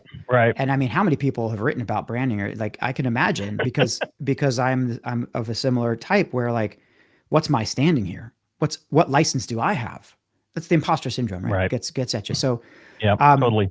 When you started to get into it, like, how did you convince yourself that wasn't appropriate, that you didn't need to worry about that you were doing good work? How did you kind of come to like say to yourself, okay, this is it. I know I'm onto something. Yeah. I kind of went back and looked at things that I have spoken about and written about in the past. I wanted to make sure that I was not missing some key, the other anxiety is like, oh gosh, it's going to get printed. And what if in a year I realize there's some massive topic or part that I totally missed? So just going back and kind of doing some research again, making sure I have the fundamentals that I want to cover in this chapter. It's a chapter, right? You can write books and books about this topic. So we're not going way deep in this. But knowing, and I work with a lot of small business owners, founders, people who are not marketers necessarily. And so that person was in my mind. And I'm thinking about that small business owner. She's got lots of things to do. Marketing is one of them. So how can I give that person tips and some things to think about in terms of branding that will benefit their business? Each one of these topics that I talked about and these tips that I provided, you could dive in and you could do workshops and you could do tons of research. But my goal was to say, okay, here's a tip. If you spend just a little bit of time on each one of these tips, you're going to be much better with your business and your brand. Certainly you can go deeper if you want to, and you can, bring in consultants and do tons of research. But if you spend a little bit of time on each of these topics, you're going to be better off. Absolutely. It's like a handbook of sorts for building a marketing function and, understanding. The whole book is like that. But I mean, the beauty of it is like 1,500 words, or the beauty, and maybe it's a double-edged sword. Because in 1,500 words, which is essentially a very long, blog post or a medium-sized article, you have to get across 10 ideas that are, hopefully groundbreaking, certainly forward-looking, and in some ways unconventional and things that people wouldn't think about normally, at least not the audience that we're talking about here, who really need the help or who would be very grateful for, somebody whispering in their ear, look, here's 10 things you need to do about this. Right. And I think that, I think that was part of the beauty of this whole thing. Excuse me. But as you were like, as you kind of went through that, what were your top takeaways? I mean, that you can share that aren't, going to give away, that aren't going to give away the store here. Well, no, I kind of thought about this a little bit from a progression standpoint. So one of the things I said before we get into the tips in the chapter is, you've got to start, if you want to have an exceptional brand, you have to have, a great product or service.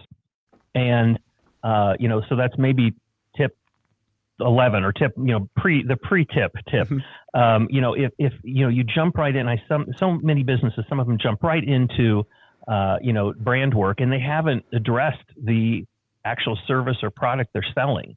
Right. And, you can do all the marketing in the world, but if you have a really bad product or service, it's not going to be sustainable. unless you're spending millions and millions of dollars. I mean, it really isn't. And so I gave the tips like, hey, let's fix the product or service first. We've got to have something decent to begin with. Then the tips were, some things to think about. And I think it was brought up in a previous live stream about branding and marketing, looking inward and what are you all about, looking outward to your customers and looking around you to determine who your competitors are. Those kind of thoughts, I added a lot of thoughts and questions that you need to ask yourself before we get into a little bit more practical, tactical things about branding. I think people need that, right? I mean, branding is such a broad, like everybody thinks they're an expert in branding, actually, if you think about it. Right. And maybe that's something that you ran into. And you mentioned, or I like that a lot of people think, okay, I got a logo, I have a color, I have a palette, I have a brand. And maybe that's one of the first fatal flaws that happens with a lot of, I think, smaller operators for sure. Mm-hmm. Less so in large companies, because large companies have come to learn the value of brand.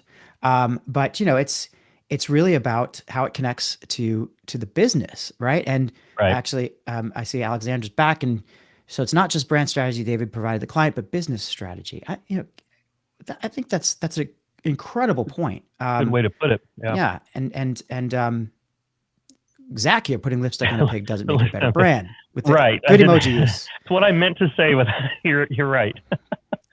Yeah. It is. It does go back to the business, and a part of, I think I even mentioned in the chapter, and it's a common thing that, especially like you said, small business say, I have a logo, then I've got a brand. But I'm trying to get these business owners and marketers to think a little bit more deeply about what a brand means, how you in a brand expression. I mean, the logo is part of it. It is a very important expression of your brand, and there is some strategy around that and designing that. And we've all seen plenty of horrible logos that have been slapped together, and that speaks volumes about that brand. But taking the time to ask yourself the questions that I ask in this chapter is going to help you develop a brand. The output is going to be that much better, more thoughtful. And you maybe don't have to go back and fix things next time or down the road when people don't even understand what your business is all about. Yeah, it's interesting how you have to think of those things together. And I'm going to ask you the question that almost everybody who's talks about branding gets asked. Okay. Who gets it right? Like, what are some good examples of brands that get it right? Yeah, I've got a few personal favorites, and one of them that I think of personally that I like, it's been around for a number of years, but it's the cosmetic company called Lush. Mm-hmm. And what I like about them, they have a really incredible retail experience. Their brand, if you follow their social and their content, they stand for something, which is another point that I bring up. They have a point of view, right? They have a point of view about, ethical and ingredients, things like that. They appeal to a specific demographic. I mean, they've got these things targeted. It's almost like they have, they've got the targets on each one of these things. The experience, they bring this brand to life in the stores. They know who they're talking to and who they're not. Their customer is not just everybody, and that's an important point. So I like what they do. Being in the food industry, and I spent a little bit of time at Whole Foods Market. That's a brand that I've always loved.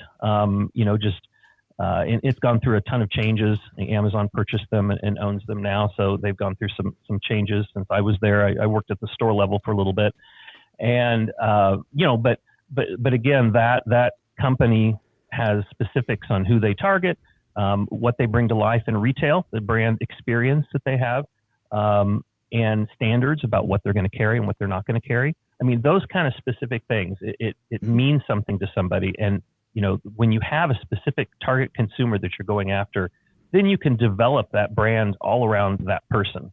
And it makes your brand much more effective. Are you suggesting that a brand should have values and vision and be aligned to what they stand for? Gosh, imagine that. Imagine that. Yeah, imagine that. Yeah, it's fun. It's interesting how brands can. and companies can develop their brand around a viewpoint or around a particular, audience, or around their values or a mission, and be like completely misinterpreted from time to time. Thank God that happens, because now I have a job as a PR and marketing guy, a PR and communications guy.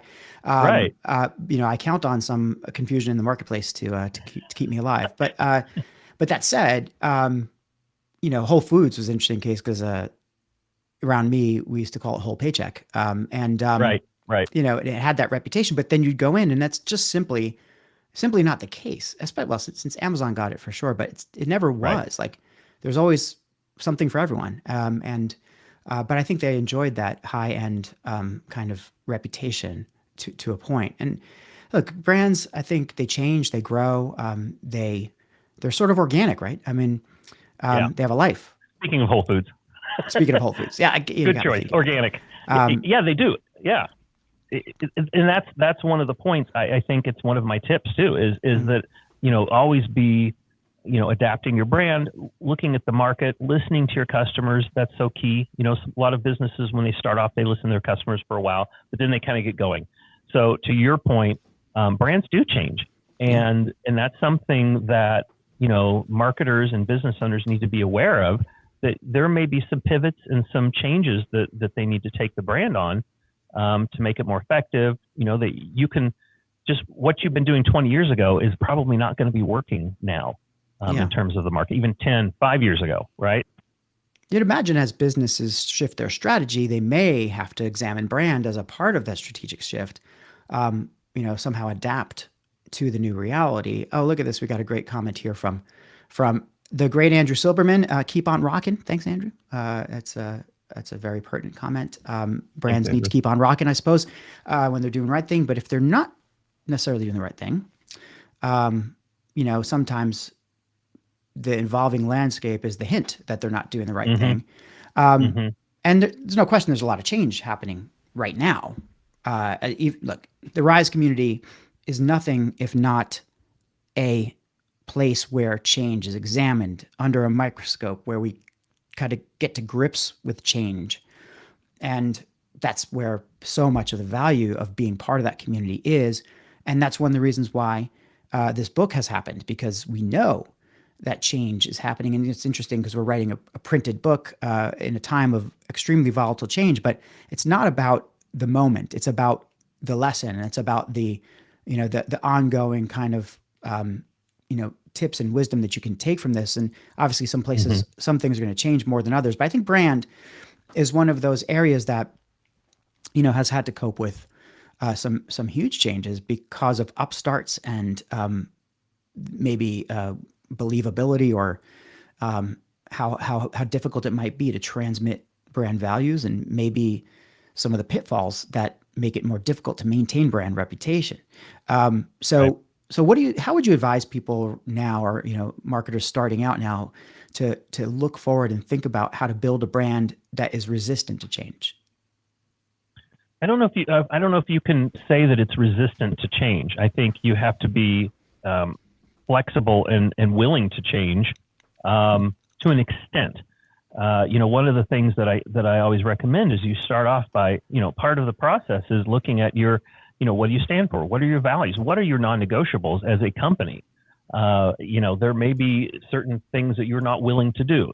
Putting that down in writing, that's huge to help give you at least a North Star in your brand development in the future. Certainly everything could be on the table someday, right? And you could go back and say, it doesn't make sense. We made this decision 10 years ago and the market's changed, and now, it makes sense to changes. Being intentional about that, I think, is the key, right? So, building an intentional brand that is able to be tweaked over time and adjusted as needed based on the market conditions, based on your customers, because, there could be, the negative side of it is you're not willing to change. And the company, you think of some of these legacy brands that this is how we've always done it. We're never going to change. We are known as this company, and we've seen companies disappear because of that. They've not been willing to jump into changing technology. Our customers are constantly changing, and as you look at generations that are coming up, You've always got to be aware of that and what's going to resonate with those people. So, I think being willing to change is key. Mhm. The core points that I think are important, developing a sense of empathy as a marketer, listening to your customers at all times, right? And taking that in and being aware of that with your team. I think those are two important keys for marketers who are building brands. Empathy and listening. Funny, those are key ingredients of having conversations and Right. getting to know people and building emotional connections, which are the things that we keep hearing about again and again from our in our sessions on and off the live stream and through the community. And maybe that's the whole kind of basis, one of the bases of the communities, those relationships and Yeah. building trust. Brands have a lot to learn from that, right? I mean, how they interact and what they bring to the table. I keep talking about a brand like it's a person. I always think of a brand as having its own life and being Right. anthropomorphizing it. Um, I do too. I do too. Yeah. ethical. Ethical conversations. Yeah. Yeah, look at that, MKJ. Thank you very much. Ethical conversations. What a concept. Well, look, especially nowadays, brands who don't get the ethics right, they're gone. I mean, they will be found out. Yeah. It's only a matter Yeah. of time. The light is There are. out. Yeah. Yeah. You're in PR, right? You're Mhm. in that, so that long gone are the days when you could pull the wool over the customer's eyes and keep things hidden, and Mhm. people will turn quickly. So being ethical and being honest, Yep. is a key.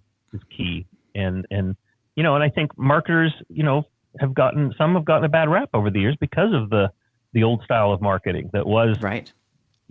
was kind of a little. Well, it's interesting.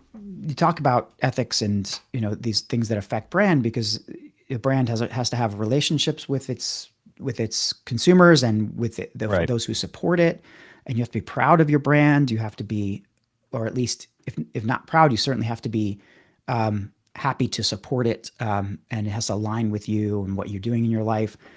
And I think more and more, and I'm just going to go out on a limb here and say that the field of PR and strategic communications has a lot more to do with brand now than ever before.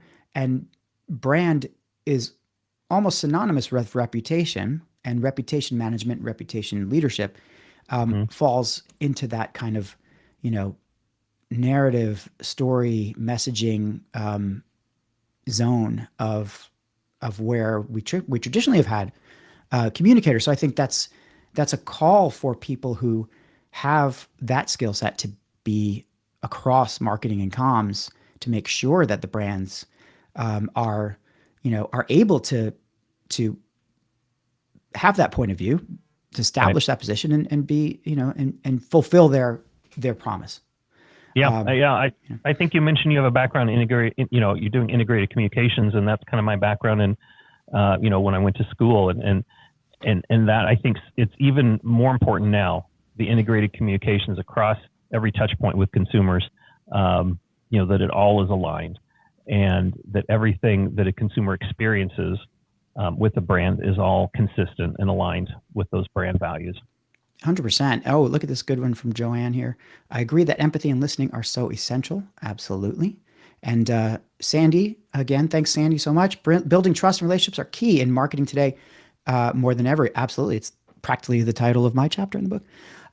But it's really important, for David, I think, to connect brand to what we do on a day-to-day basis, to to the success, to the business, as we said earlier. So before we kind of wind it down, David, we've had some great comments. I see Frank and Marcy trying. Like, it seems that empathy and listening seem to be kind of trigger words, and people like to talk about that a lot. Do you have any? It's me. So Frank says it's. I just have to show this to everybody here. Empathy and listening is fact clear, and humanistic marketing is essential to every chapter. P.S. You were right, Dan. It's me, Frank. Though Marcy's listening in here too. Thank you, Frank and Marcy. Hi, Frank and Marcy. As always. So, David. So as we kind of wind this down, I mean, I've asked you a lot of questions. Is there anything about your experience with the book that you want to touch on? Any words of advice from what you learned as a writer in this process that you want to share with us all here today? Well, it's given I came into this a little bit hesitant and excited, right? And we talked about some of the imposter syndrome, some of the anxiety throughout the process. I even emailed Mark a couple times, like, "Oh, I'm not sure if what I wrote is, how is this?" Just to get some confirmation. So yeah, I'm super happy about the way things turned out. Looking at the entire book that everyone has written, I'm thrilled at this. I think it makes so much sense for marketers, business owners, people that are marketing. You can just go from chapter to chapter. You don't have to read. You don't really need to read it from front to back. And so I see it as a really useful tool for business and nonprofit, people anywhere that are marketing. Personally, it's given me a little bit of boost and encouragement to say, hey, maybe I should look into writing a full-length book. And I think seeing this process behind the scenes has made it not so intimidating, just from a lack of knowledge previously.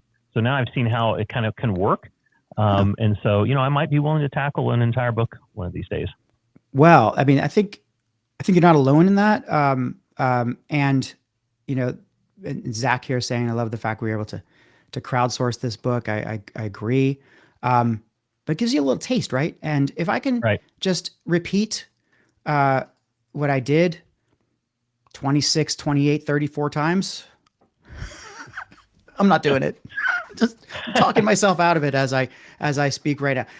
I think it's doable, right? And especially if you have solid ideas and understanding what you've written about, David, and seeing your highlights, I've no doubt that you have a whole book in you.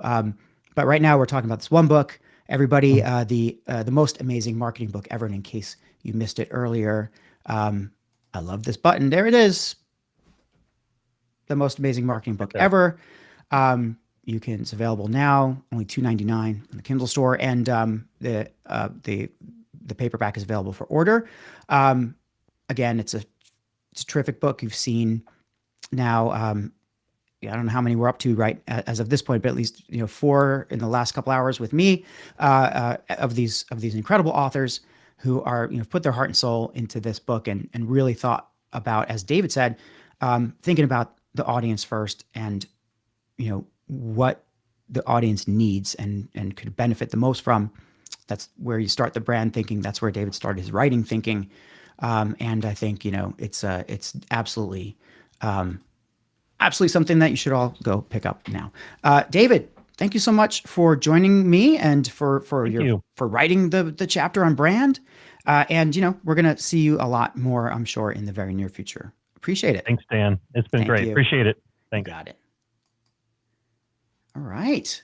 On we go. Thank you, David Bizek. I mean, what a great topic to write about, brand. I would have been intimidated to write a chapter about branding. And some of my favorite thinkers in marketing come from the branding discipline, and I really think David is carrying that torch perfectly well.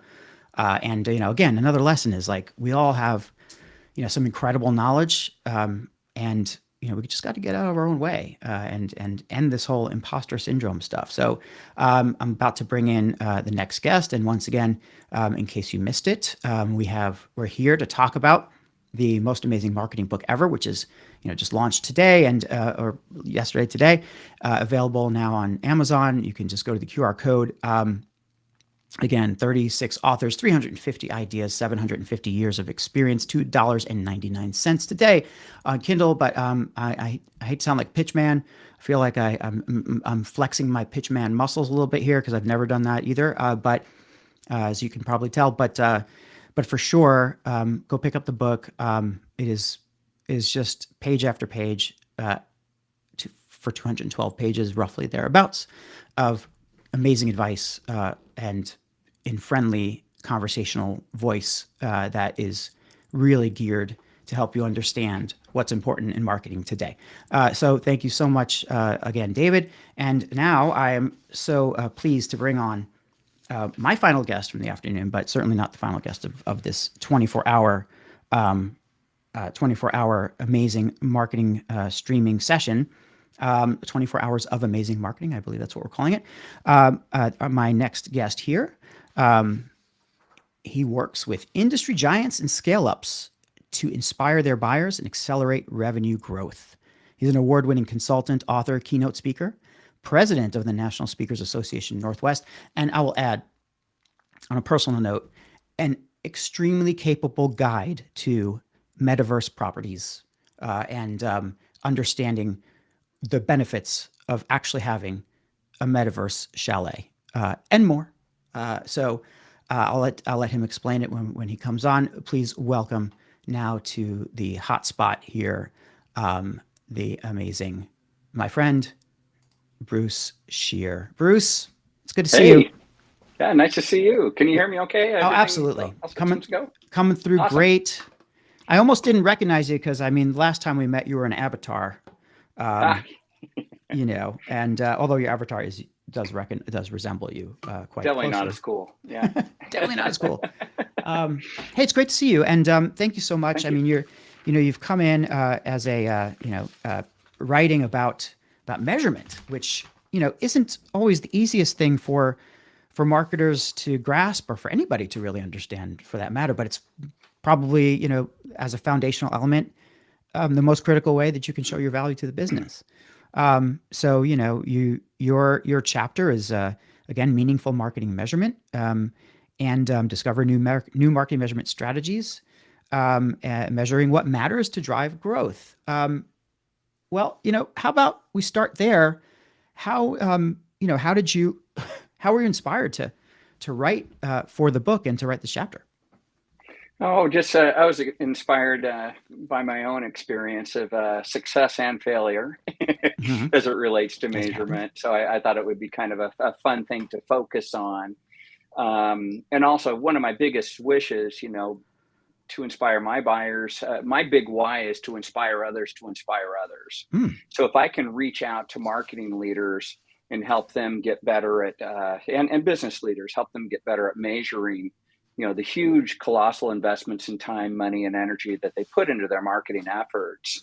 If I can help them do a better job, gosh, that helps their businesses out, their customers out, everybody wins. So, and measurement is such a critical component of that. So I wanted to offer wisdom tips to help people on those lines. And then also, I was just excited, this whole project, Dan, just learning how to bring a book to market, an amazing book to market, the right way. That was super exciting to be part of a collective. I just learned that it was your brainchild, so I'm super grateful that you brought me to the party. And wow. I wouldn't call it brainchild. I would call it an impulsive moment. I've been known for those.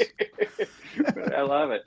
The other thing, it just allowed me to get sharper on the topic. So a big win, I think, for everybody to focus on meaningful marketing measurement. That's the overarching theme here. And so you said that you got sharper on the topic by writing about it. I mean, of course, we learn by writing, we learn by teaching, we learn by doing.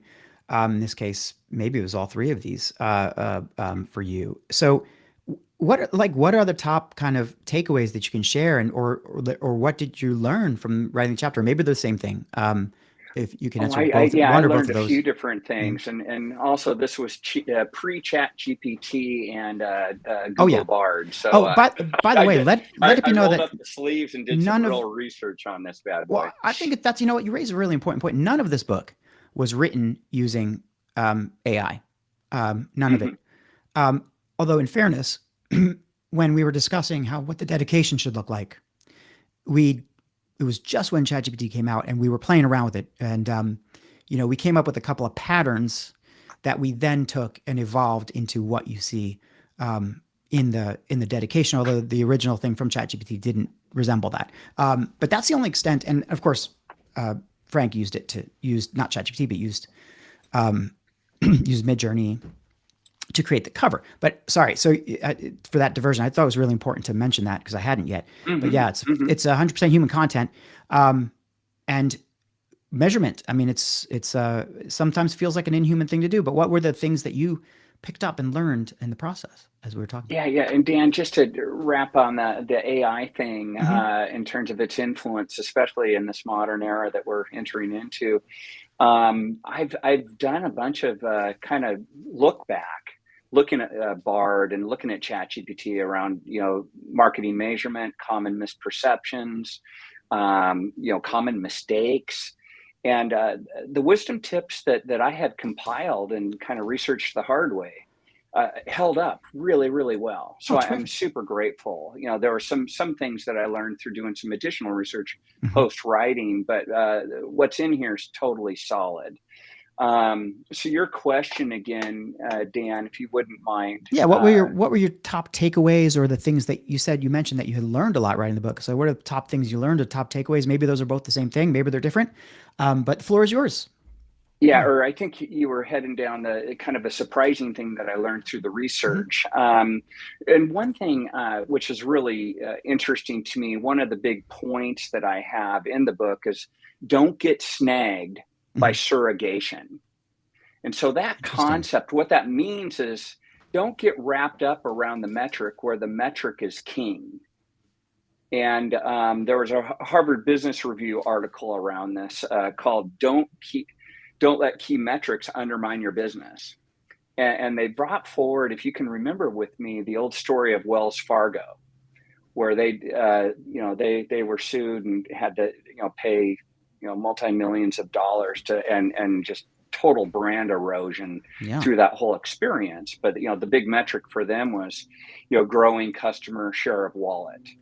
So, ultimately they had a whole bunch of people making up fake accounts and, showing really well on the metrics, but then got themselves in a heap load of trouble. And I've witnessed this myself as well in the corporate environment where, I had a president a long time ago that was trying to bring forward revenues, was trying to get people in the organization to create paper shells. And it just is horrible. So don't get trapped by metrics. You use them as your friend and help to guide you and get new insights, but don't be held to that per se in terms of creating all that negative behavior. I'm sure everybody who's been around the block has seen some of that themselves. And those are great. Those are great kind of takeaways or learnings that you got there. I like that idea of surrogation. I think we all face that. You're under tremendous pressure from either a client or from your business to deliver something. So you create the right metric. You convince everybody that's the right metric, and then you become a slave to the metric. Absolutely. I've seen it happen, a million times, and you end up chasing like programs or campaigns that aren't getting done what they should get done, but they're achieving the reach or the whatever. Pick a number, the click-through rate or whatever it is. Yeah. Well, I highlighted one of my failures too, or, I've had success and failure. One of my biggest failures is when we started messing around with social media and Twitter, et cetera, years and years ago. I had hired a social media maven, and, our focus was on, just building the followership. And at the same time, my partners were feeding back to me. I was head of marketing at the time for our firm. And my partners were saying back, hey, Bruce, you think you're doing really well here, but you're actually messing up our brand. You're making us look bad out there in the world. So we really just had the wrong focus, wrong thinking. I hope they gave you the benefit of the doubt where you were able to course correct at that time. No. We changed that fundamentally. It was an experiment, and that's what I love about this community and this community of writers, Dan, that we're all willing to experiment. And you talked about my chalet in the metaverse and my penthouses, et cetera. Hey, having fun, trying new things, but back to the theme of meaningful marketing measurement, you got to kind of think it through. What are you trying to achieve? What are your goals, and what do you want to be accountable to, and driving the right behaviors? Well, that's something you just said. Like there was a comment earlier from Joanne, which really kind of sticks with me. It's like spend time to absorb the culture, and maybe the same thing needs to be said for measurement. Is you need to spend time to absorb what you're measuring, and what the behaviors are that where, which rises to the top, which is most critical to your goals. What are the relevant ones? Otherwise, you get caught up in the surrogation issue. That's a great one too. I'm going to remember that.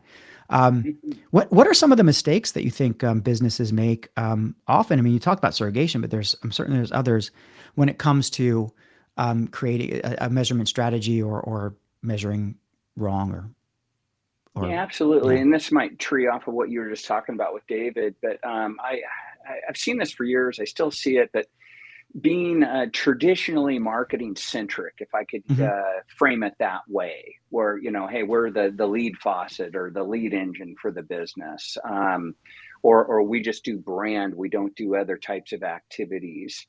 And that's one of my big points in this chapter, is just to take a more strategic perspective.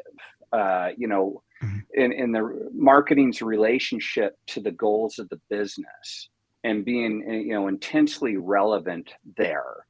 Thinking about the business objectives and strategies, and then how can we tie some of the marketing activity, focus, campaigns, etc., to that, and then also not seeing marketing as an isolated type of activity, but how are we impacting the customer deciding journey Yeah. across the whole cycle, from awareness all the way to purchase, and evolving that relationship. How can marketing really bring its talent and capabilities to support that buying journey, and not just today's buying journey, but tomorrow's, really building upon that over time, especially in this era of as a service, your business really inculcating and growing that relationship with the customer, and the community of customers over time. So that's one For sure. big thing, Dan. Just not being strategic, just being Yeah. in a box and doing very tactical things, and measuring against that. Yeah, that makes sense. And I guess a lot of smaller organizations might fall prey to that more often. They need to, under pressure to turn around performance right away, or show some numbers immediately, or you get very tactical. Don't think about everything that that you're supposed to be doing necessarily. But there's a lot obviously that can go wrong with measurement. I mean, what's the right way to do it though? Like, how how should a business or somebody approach creating a measurement strategy, or maybe like if you look at your own experience, like what was something in the realm of measurement connected to this to what you wrote about that was really impactful, and shaped your approach? Was there any kind of success you could point to that also teaches us what other companies can do for success? Sure. Yeah, Dan, in a side conversation that we had, my own personal experience, Mhm. I was grateful to, with the help of my team and a client, win B2B Campaign of the Year award with Corporate Executive Board.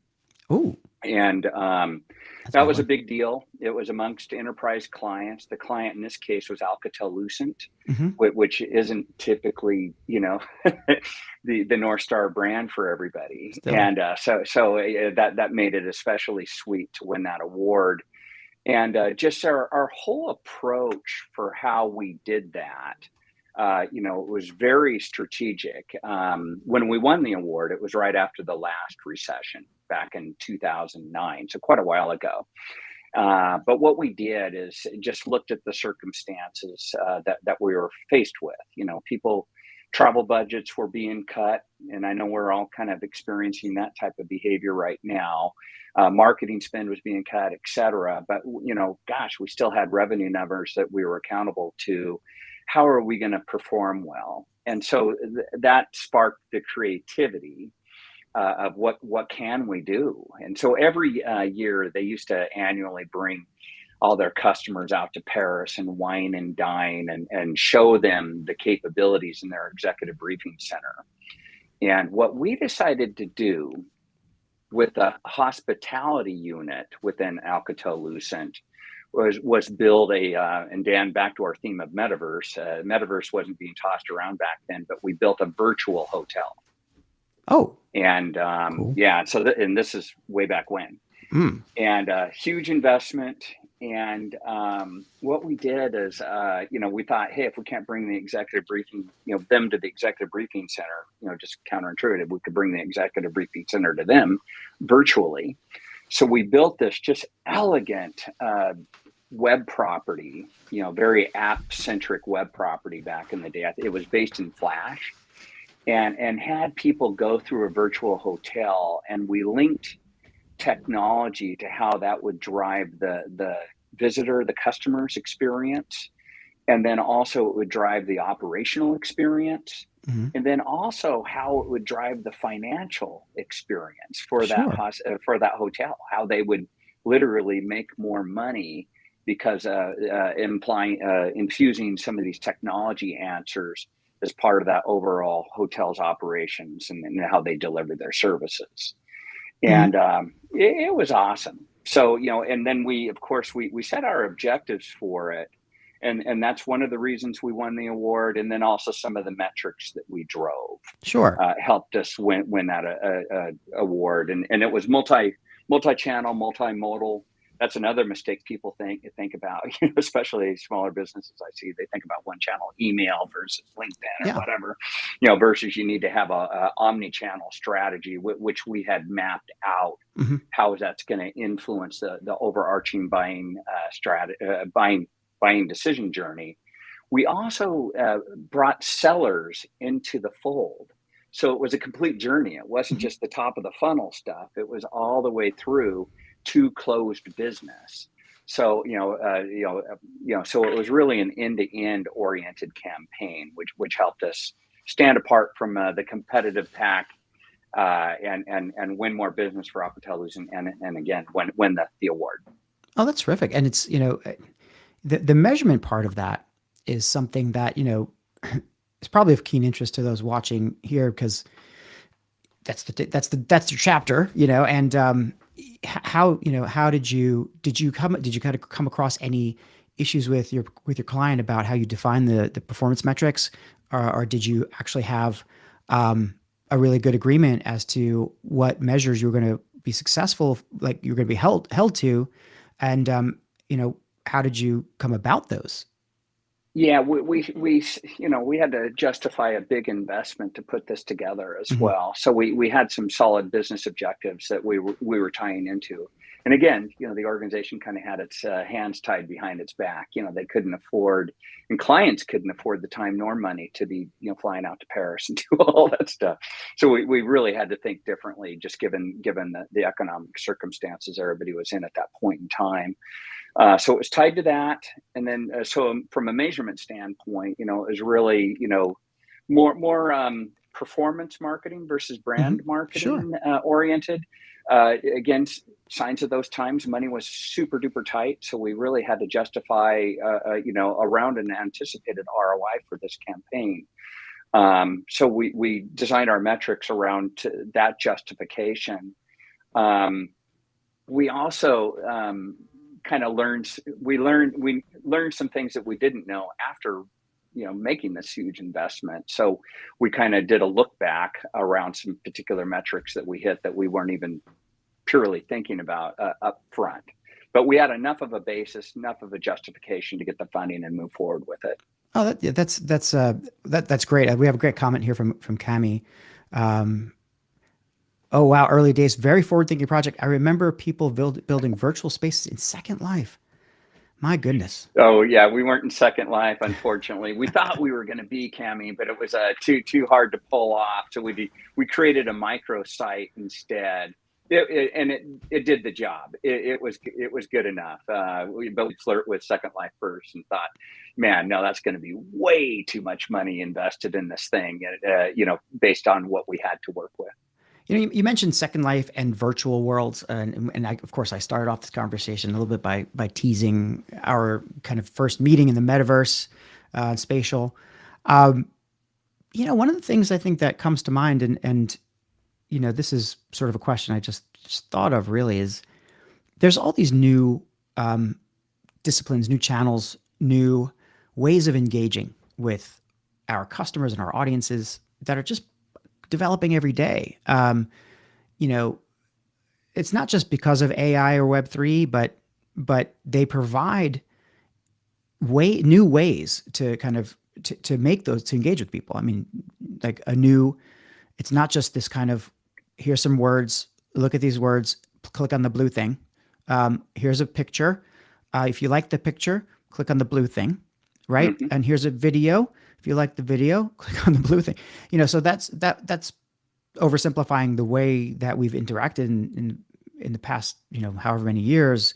But now, you know, it's immersive experiences. It's actually relying on coming up with very innovative ways to use like chatbots to create experiences for new visitors. You know, I've seen some great things happening out there. The measurement must be off the charts. Like, how would you even start to measure some of these activities? Yeah, it can be challenging. You know, there's different platforms that have, you know, meaningful measurement built into them. And then, Dan, over the last year, I've worked quite a bit with a client out of Utah, Salt Lake City area, American Forks, called Domo, which you'll love. Domo's the visualization. Yeah, stuff, they do a beautiful job. It's a full platform itself. Everything's a platform these days, but it does a beautiful job of tying together data from disparate sources. Sure. So you can start to look at, you know, causations and adjacencies, and you know, gain true insight by feeding other data sources into the mix and running analytics against that. Mm-hmm. And it's funny with Domo, they've got a number of different use cases across different industries, and I had the pleasure of working with them on shaping some of the stories that they tell to their buyers in those particular spaces. And marketing is the number one use case because you know, there are all these new channels, new behaviors that need to be measured where you could gain insight from. And up and down the value chain. I mean, literally, some of the best marketers have, you know, measurement around supply chain, so they can see what's happening there and anticipate that and play that forward into how they go to market with some of their campaigns. Sure. What do they turn on, turn off, et cetera. And especially in the retail space, very dynamically. But that all requires pulling in different data sources to be able to do that. So there's no one platform that solves that problem, and that's why I was loving Domo to pull some of that data in. Also, there's some new data sources that are just awesome. I had the opportunity to work with a company called Gong over the last year, you know, helping them with their story, go-to-market story, and they can start to get conversational intelligence and bring that back into, you know, what are these buyers talking about? What are the trends that bother them? How is our messaging? How is it? How are the sellers using it? That's typically a huge blind spot for marketers. And how's that influencing the buying journey? And so they can, you know, set up smart tags, grab that data, look at that, you know, and Gong itself, they launched some new messaging and found a 30% influence on the buyer's journey if the sellers were using it in their selling conversations, which all were not. So, you know, it's, you know, it's getting quite a really fun it's getting place so to be. So sophisticated. You know, some of what you're saying, it can be. It can be. Doesn't have to be. There's a lot of big data out there, which is sort of, you know, I think we've passed big data now that we're into AI. I mean, it's more managed, or feels like it's more manageable, or more AI is sort of, I think it's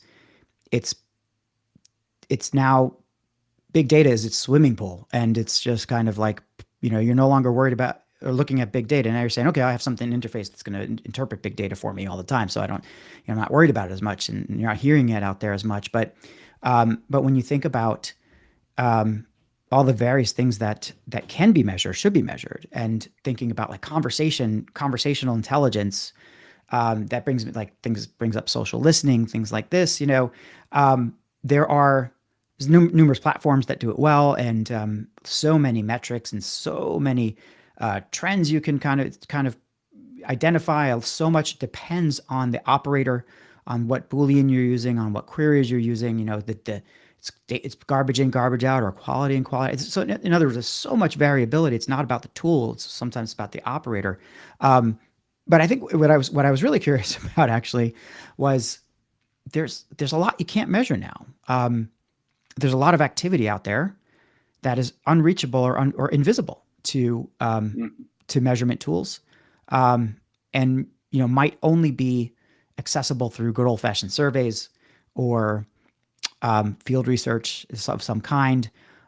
Thinking about dark social here, of course, and thinking about like our own communities on Discord. I don't think anybody can measure what's happening within Rise except for the people who have the data within Discord, like probably our admins. That's it. I mean, but it's not an external source could never see how successful for example, I mean, there are certain AI thinkers, I think, that would be really pleased with the way that their material is being shared among our community if they knew, and I think that's a measurement kind of challenge or disclaimer that so many of us have to be kind of always thinking about nowadays. And maybe I've strayed a little beyond the scope of your chapter here, but I think measurement itself is such a fascinating area and so critical to what we all do. No, I agree, Dan. And there's lucky for us, there's still art and science and how we do what we do. Yeah. And let's not forget the art. I love that. There's art and science in this, and measurement is as much an art as it is a science. I mean, so we're running up against it here, Bruce. I mean, this has been such a tremendous conversation. Obviously, you're one of our 36 authors to the most amazing marketing book ever, right there. I want to point everybody to certainly again to the QR code, thank you so much for helping me wrap up this tremendous session of a couple hours of speaking with 5 authors. I appreciate you for coming in and bookending it for me. Any last final words before I send you off to your merry way? Yeah, I think as people read the chapter, I love to use the analogy of a Tesla. Mm-hmm. I spent the extra $8,000 and at that point in time and got the autopilot. But I'll tell you, I've grabbed the wheel so many times. Mm-hmm. And I think that's why I'm alive to be on this show today with you, Dan. And so my big point is, grab the wheel. Don't set your measurement and just your dashboard and walk away. Stay engaged. Grab the wheel and measure what matters. Like we were saying, you can't measure everything.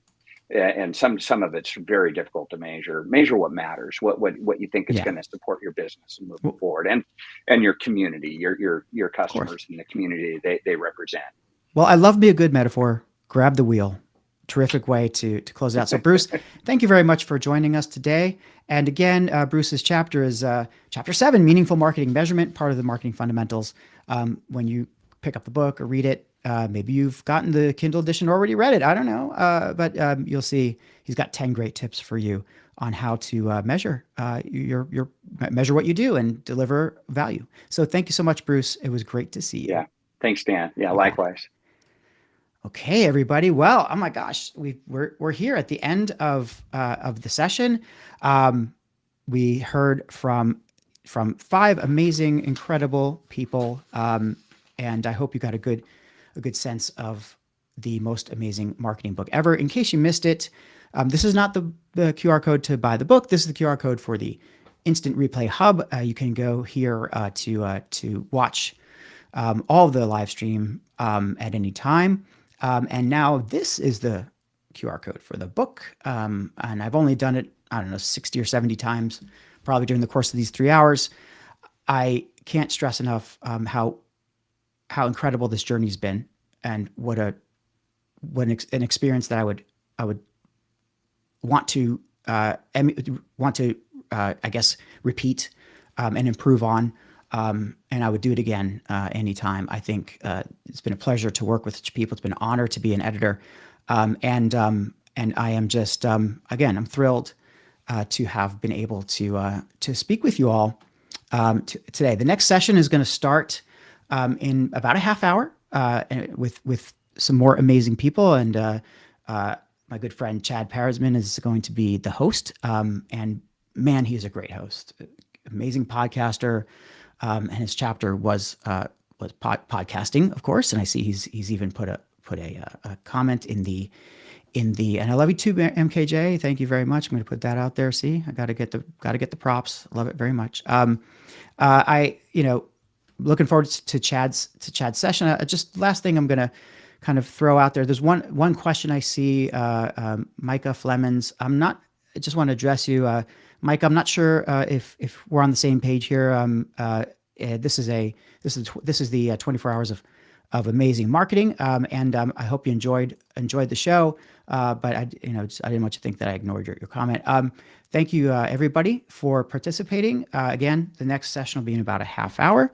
Once again, I'm Dan Nessel. It's been a pleasure to host you. Thanks so much. And I'd like to invite you to again pick up the book and come back again, watch us again, and reach out if you have any questions or want to pick up the book. So goodbye, everybody. Thank you very, very much.